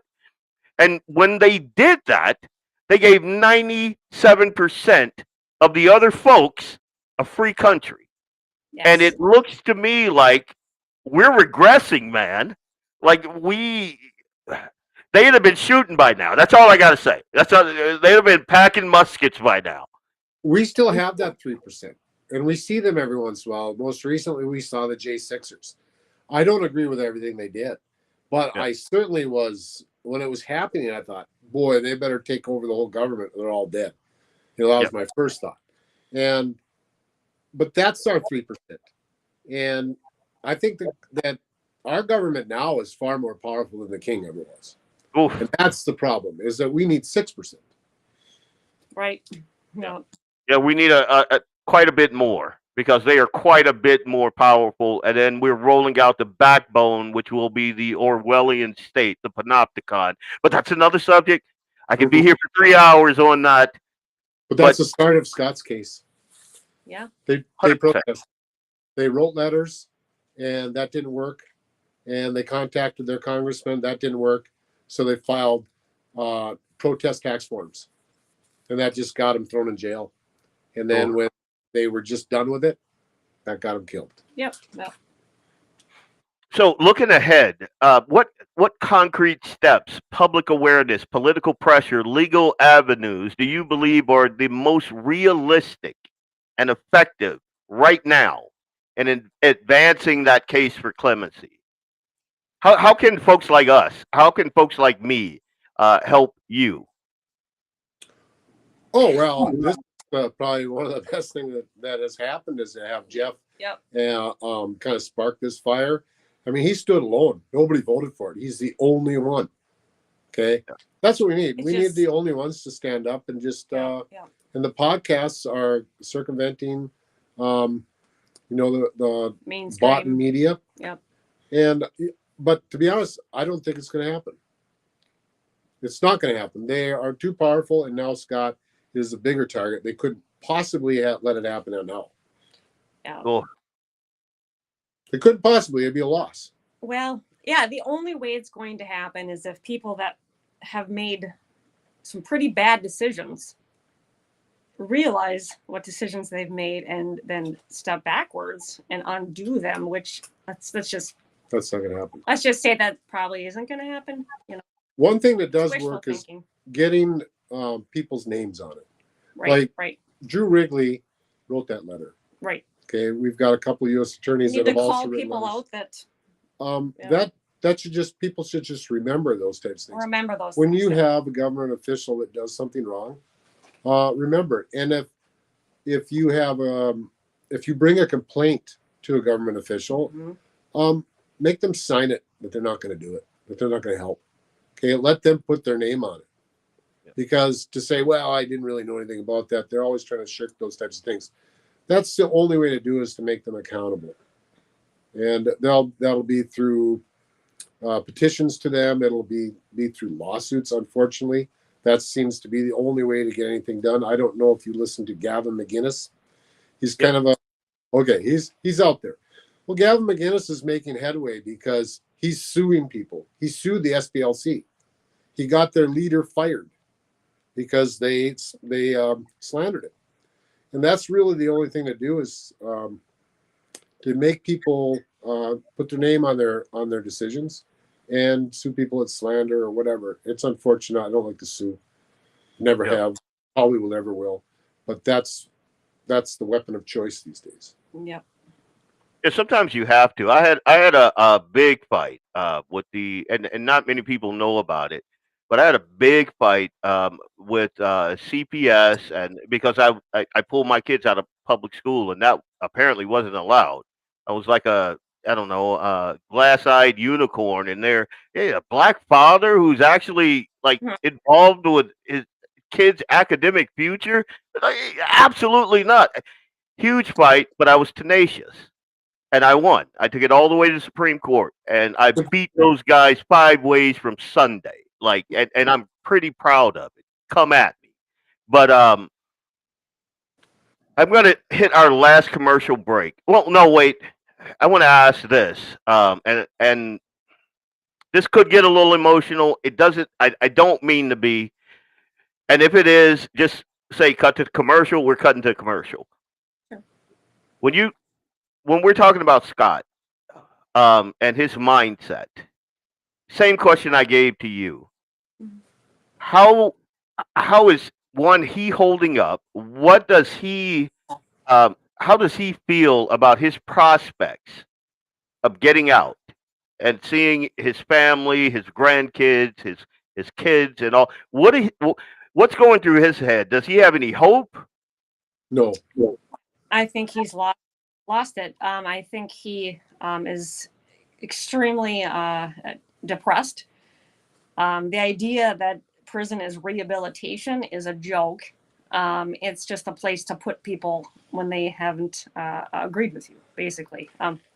Prison has not been good for Scott. In fact, no. He was not going to seek parole 20 years ago. Yep. We talked him into it. We said, well, we're not going to, there's no point in looking into this case anymore if you're not going to seek parole. And so he agreed to do it. And he's done it since. But that's, everybody has a glimmer of hope. But it's not much of a glimmer for him. He genuinely still believes in the core element of why Gordon did what he did. And I do too. He holds firm to that, and just is basically saying, I'm not going to bend it to their, and they can't tell me that I need to say something when I don't mean it. Well, can I back up a minute? Go for it. You mentioned something about remorse earlier, and they always conflate remorse with acceptance of guilt. Okay, they say, "Oh, he's not given remorse." No, Scott has expressed his remorse. What he hasn't done is he has not denied his innocence. Right. So if you require a person to be, in order to be paroled, you have to accept your guilt. Well, then innocent people will always spend more time in prison than guilty people. Yeah. That is a really good point. Yeah. Really good point. He is remorseful. He is remorseful, and he said it in front of the parole board, and they stopped him. That's what Bill was saying on the. They cut him off media. and said, "I don't think there's anything you could have done. You were there, and the scenario unfolded, but you were there. You won. They lost. It's not good for you." Yep. That was. I paraphrased that, but it's pretty close. Yep. That is and again, if something similar happened, the loss of human life is always, I'm a pro-life guy, so the loss of human life. And I get, I used to be a big back the blue guy, and again, once you start digging into things, you kind of go, wait a minute. But anyway, it's always a regrettable thing to lose life. I wish our government would have that same mindset, and you could avoid things like this. Like to me, despite what Portley says, I think it could have been handled in a lot better fashion. I think the loss of life would have been zero had they handled this thing correctly. I think that they screwed up, like they have done. Like again, earlier in the show, I listed 5 examples of them behaving badly, and then pointing to, oh, but this guy was horrible, but this guy was this, that, and the other thing, and we don't even talk about their actions that cause human lives. Like we talked about the Branch Davidians. I'm not going to rehash it, but you think about that loss of life there, and who caused that loss of life? It's right. So I get. Who was Randy Weaver's wife's name? What was her name? I don't remember. Vicky. She was shot in the head. Yep. What was his son's name? I can't remember. It's like Sammy. Yep. Okay. Randy Weaver has a Wikipedia page. Okay, and I'm sure he didn't put it up, but Vicky is just listed as his spouse. She wasn't wanted for anything, and she got shot. Yeah. So they do make mistakes, and they cost people's lives, but nobody suffered for that. I mean, no law enforcement did. No law enforcement. But we will suffer when we make a mistake. Yeah. Which, I mean, we should. But it just struck me, and I thought about that today, that I've forgotten what her name was, and whether you liked Randy Weaver or didn't like Randy Weaver, Vicky didn't. She didn't deserve to die, and certainly her 14-year-old son, I think 14. Yeah. Sammy didn't. He was outside and he got just shot in the back. Yeah. Hot squirrels. Yeah. Yeah.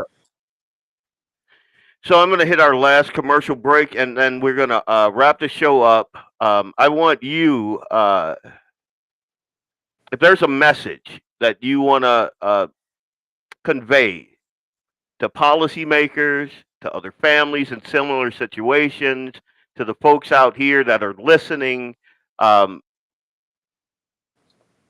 just want you to think about that.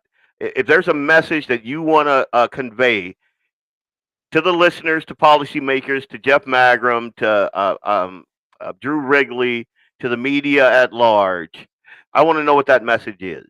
Mm-hmm. And we will hear that on the other side of this break. Leon Francis, Blackbeard Logic, Guns and the 701. We'll be right back right after this break.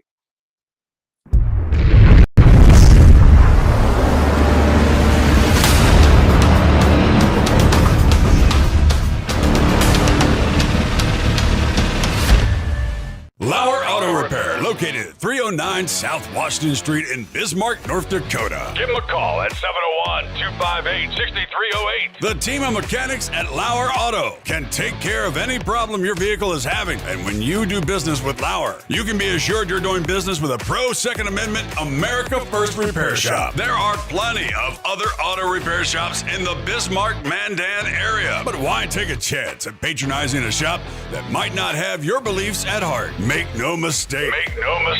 Lauer Auto is your pro Second Amendment repair shop. When you talk to the guys at Lauer Auto, don't forget to tell them that you heard they are a sponsor of Guns and the 701 and that you appreciate their support of our pro Second Amendment, pro North Dakota live stream and podcast. That's Lauer Auto Repair, 701-258-6308.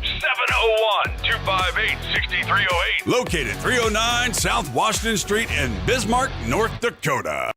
When you want it done right, go where lemons go. Kahlen's Auto Service, owned and operated by Kahlen and Misty Foss, lifelong locals with over 25 years experience. From modern rides to classic restorations, they can handle it all. Top quality work, fair price, and honest hometown values. Located just one block south of Highway 12 on 6th Avenue West in Lemon, Kahlen's Auto Service, serving you with all your auto repair needs.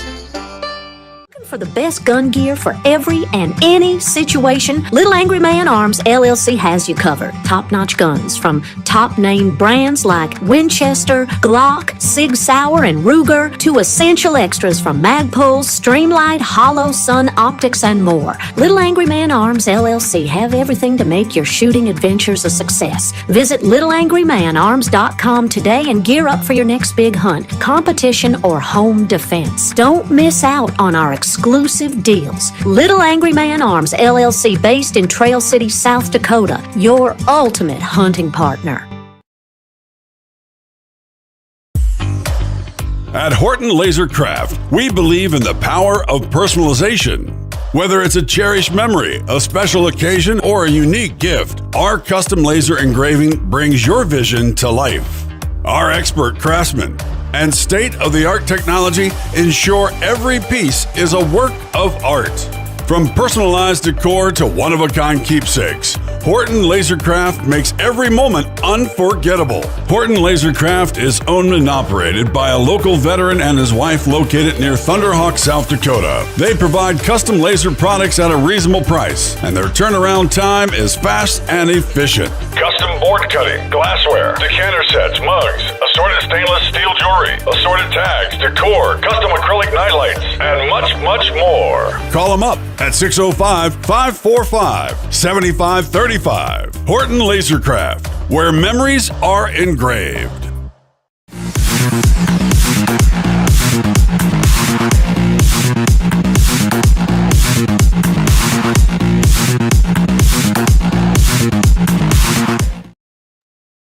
Welcome back. Welcome back. Leon Francis, Blackbeard Logic, Guns in the 701. I'm speaking with, we're having a conversation with Bill and Chantel. They're Scott Faul's son-in-law and daughter. And one of the biggest stories in North Dakota right now is Senator Jeff Magrum's proposal for clemency for Scott and Yorie. And I guess in closing, two things.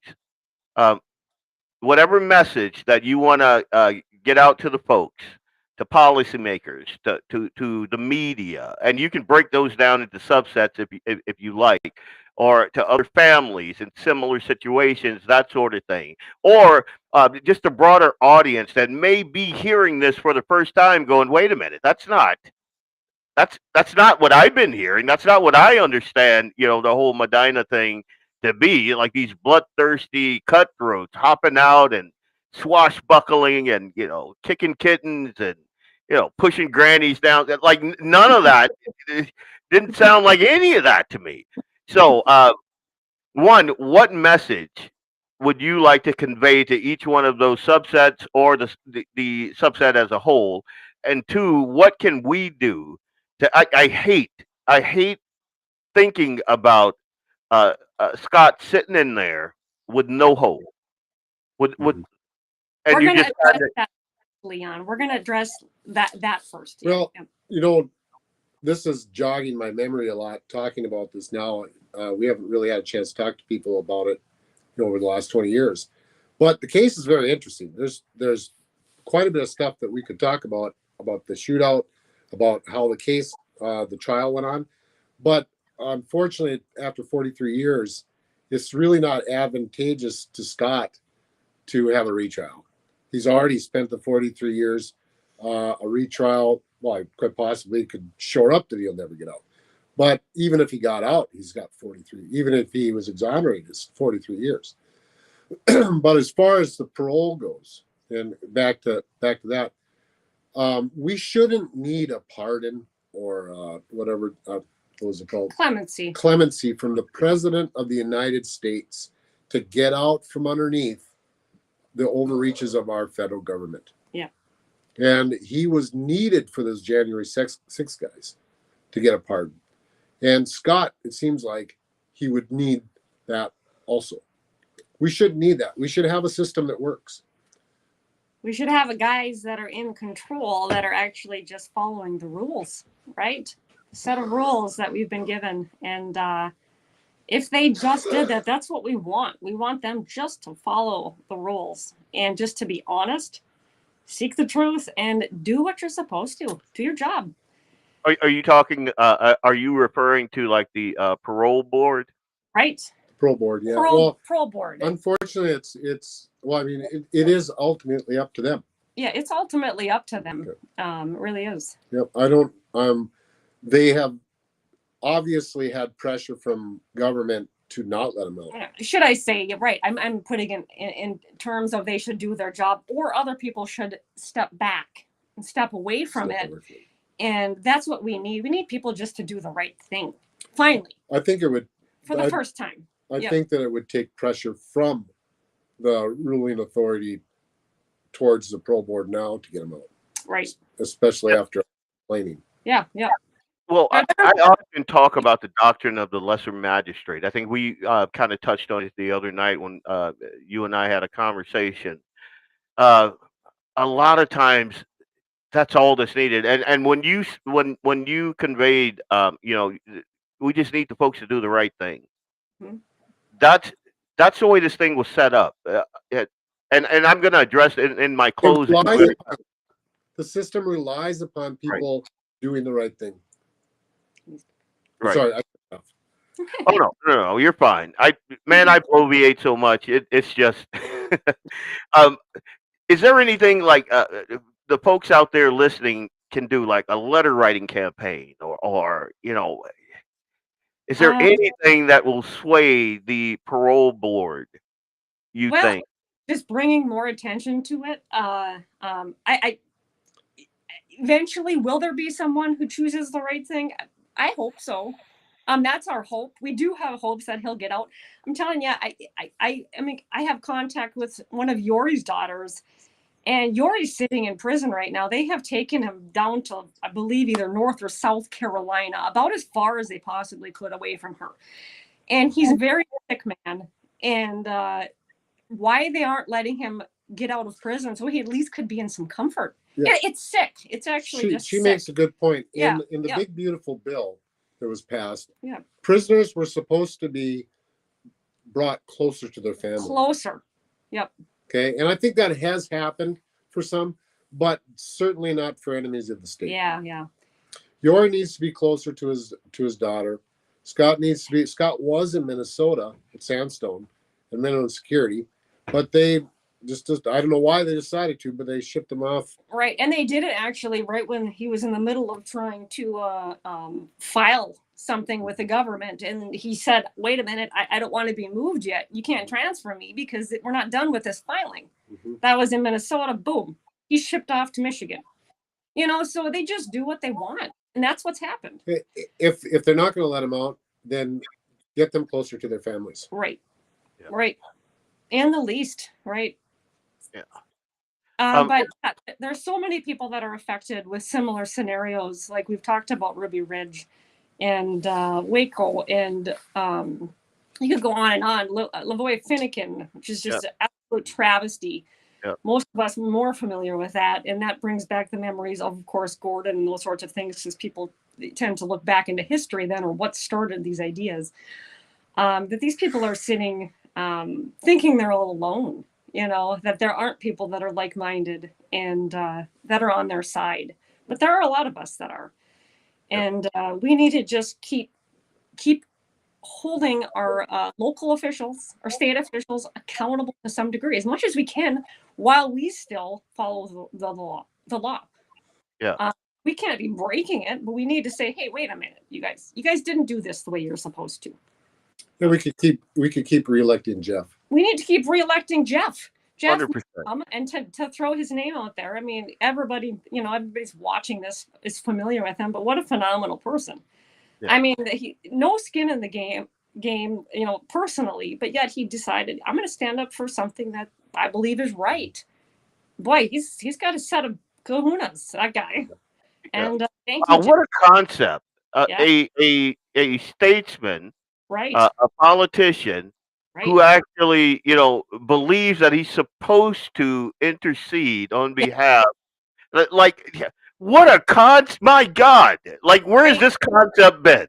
Right. You know, and my hats off to Jeff and Donna, salt of the earth people. Like when I first met both of them, they couldn't be more relatable. Couldn't be more relatable.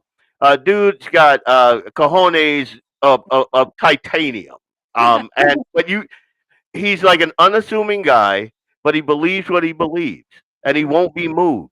And that's the message I try to get out to everybody. You don't have to be this big bear of a guy. You don't have to be this big bull of a guy. I mean, I'm bullheaded. Yeah, I get it. You know, the jokes are gonna fly, but the fact of the matter is, all you need to do is stand there, hold the position, and say no. Yeah, this is not going to happen. Not on my watch. Uh, uh, and I often use this example, and it's a microcosm. But imagine what a different 3 years we would have had fathers gone to their daughters' schools and said, "No, we're not having little boys play with our little girls in soccer and in football and volleyball. Yeah, we're not doing this." How many people? Again, I understand it's difficult, and I kind of went into my background with the state of North Dakota and the Fargo school system. I was the guy that stood there and said, "No, my kids are smarter than this. No, you will not teach my kids this. No, this is not going to happen." And they tested me, and they found a tenacious father who would not let go. Even when it hurt, I'm like, "No, I'm not going to be moved. Your move, Oh, I lost here. I lost here. We're taking this thing all the way. I will win. I have faith. My faith was strengthened through that test, and I know that a lot of folks, they'll get tested, and they're like, "Is this really worth the fight?" Yes, it's worth the fight. It's worth the fight. And if we want to hold this country some semblance to our founding document and foundation and what those guys were thinking, our country is going left hard. I don't know if you noticed it. And we got all the pieces. We have Democrat socialists that are getting elected in America. Like the whole Leatherneck, the Marine that his lineage started fighting the Barbary pirates, and now we're electing them to. Okay, all right. I'm gonna take a step back, take a breath. All right. I want to thank you guys for coming on. I'm gonna speak with Senator Magrum and see what I can do, and what we can do. If there's anything, if there's anything that we can do to help Scott and Yorie, even if it's just getting Yorie and Scott closer to home, even if it's just that, I want to find out what we can do. And I will be in contact with you guys, and I'm sure Jeff will also. I cannot tell you how many people emailed me and private messaged me. God, I love what you're doing. I couldn't agree more. You have more support than you think. I'm just going to say that. And I'm going to unless there is anything you want to add, I'm going to leave the folks with one thought. Nope, I think that was. I think we touched all the bases. We really appreciate you allowing us to do this, giving us opportunity. He's actually talking, I think. I'm not talking. Oh, I'm sorry. I saw you on the other screen. I thought we got muted. No, I think it's perfect to end with that. I didn't think to end that way, to end with the argument that we have. They should be closer to their families. Yeah. It hasn't been for 43 years. But yeah, I mean, I'm certain. I mean, not certain. I'm pretty sure that might happen now. Yeah. Maybe they'll cave a little bit. Yeah, maybe they'll concede a little bit. Yeah, I think a good message to keep getting across, also, if able, Leon, is the fact that many people don't understand that life, the definition of life, isn't life. It isn't always till you die in prison. Okay, we need to get that message, guys. We need to educate people. Seriously, educate. Life means life now. Right. when they were convicted, it life meant a term of years. It meant 20 years, right? So where we're sitting here is that there is an undereducation across the board, and we need to try to do that. I think that's a good step. And I think a lot of I'm really impressed with the younger generation now. People can say what they want, but a lot of these young men are becoming more conservative and listening to podcasts, and they have their own opinions. And I'm like, you guys are rocking this. I am loving it. And I think a lot of people's eyes are being opened, albeit they're still young. You know, we've got so many different generations that are kind of button heads. So we got to try to get past this and hopefully just share more information with each other and do the right thing. I heard that this generation, like Eli's generation and his little buddies, they're going to be the ones that, because we let a couple of generations slide. I'm just going to be honest. Right. We dropped the ball on a couple of generations, and we ended up with pink hair and other things that I'm not quite sure I could say on air, but just the wildest and the most craziest thing where a guy like me looks back and I go, things like this are like, it's commonplace in, Bourbon Street, Louisiana, in New Orleans or Thailand or someplace like that. What? It's in schools now. Like, we dropped the ball. Was it easy answer that? Get your kids out of school. Yeah. 100%. Every show I say that. Every single show I say that. Get your kids out of public school. That's what I tell every single show, at least twice.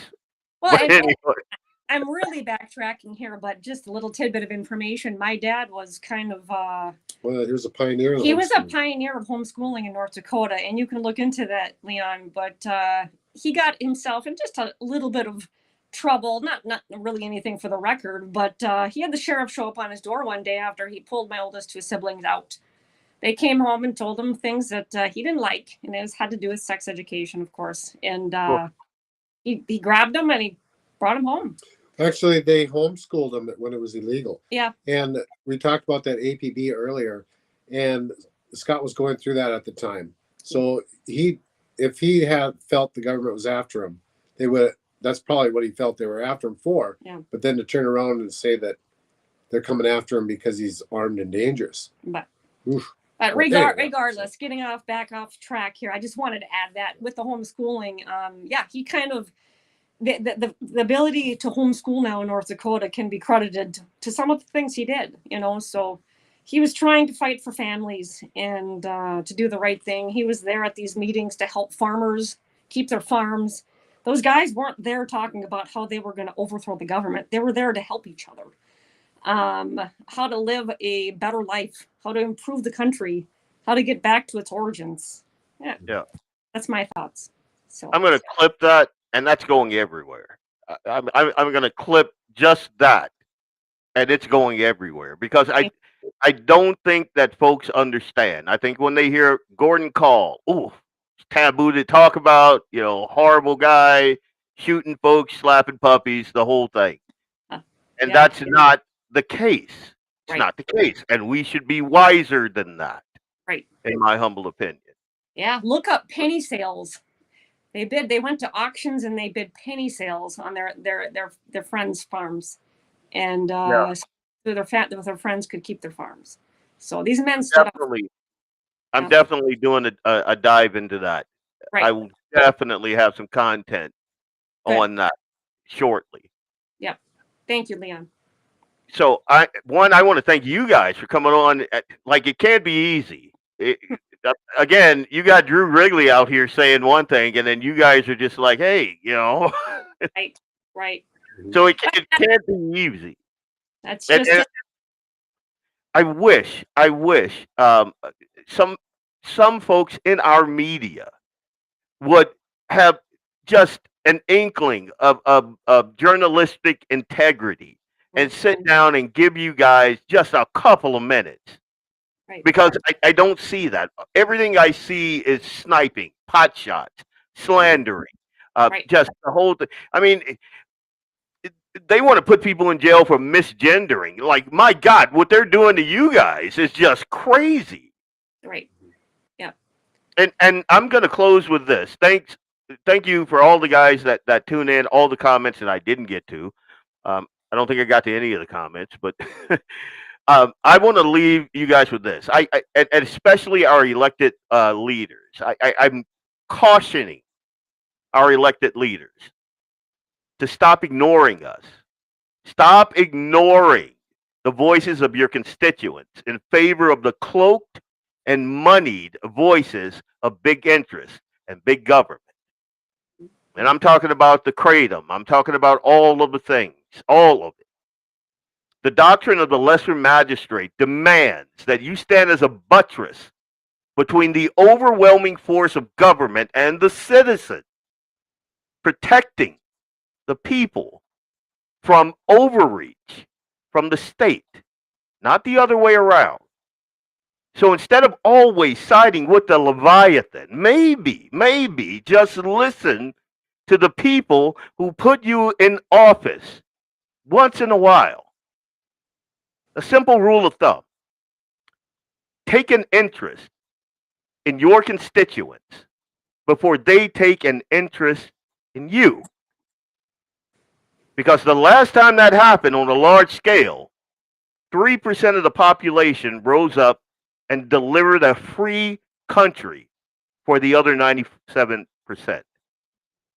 Blackbeard Logic, Guns in the 701 Network. God bless. Good night. Thank you, guys. Thank you.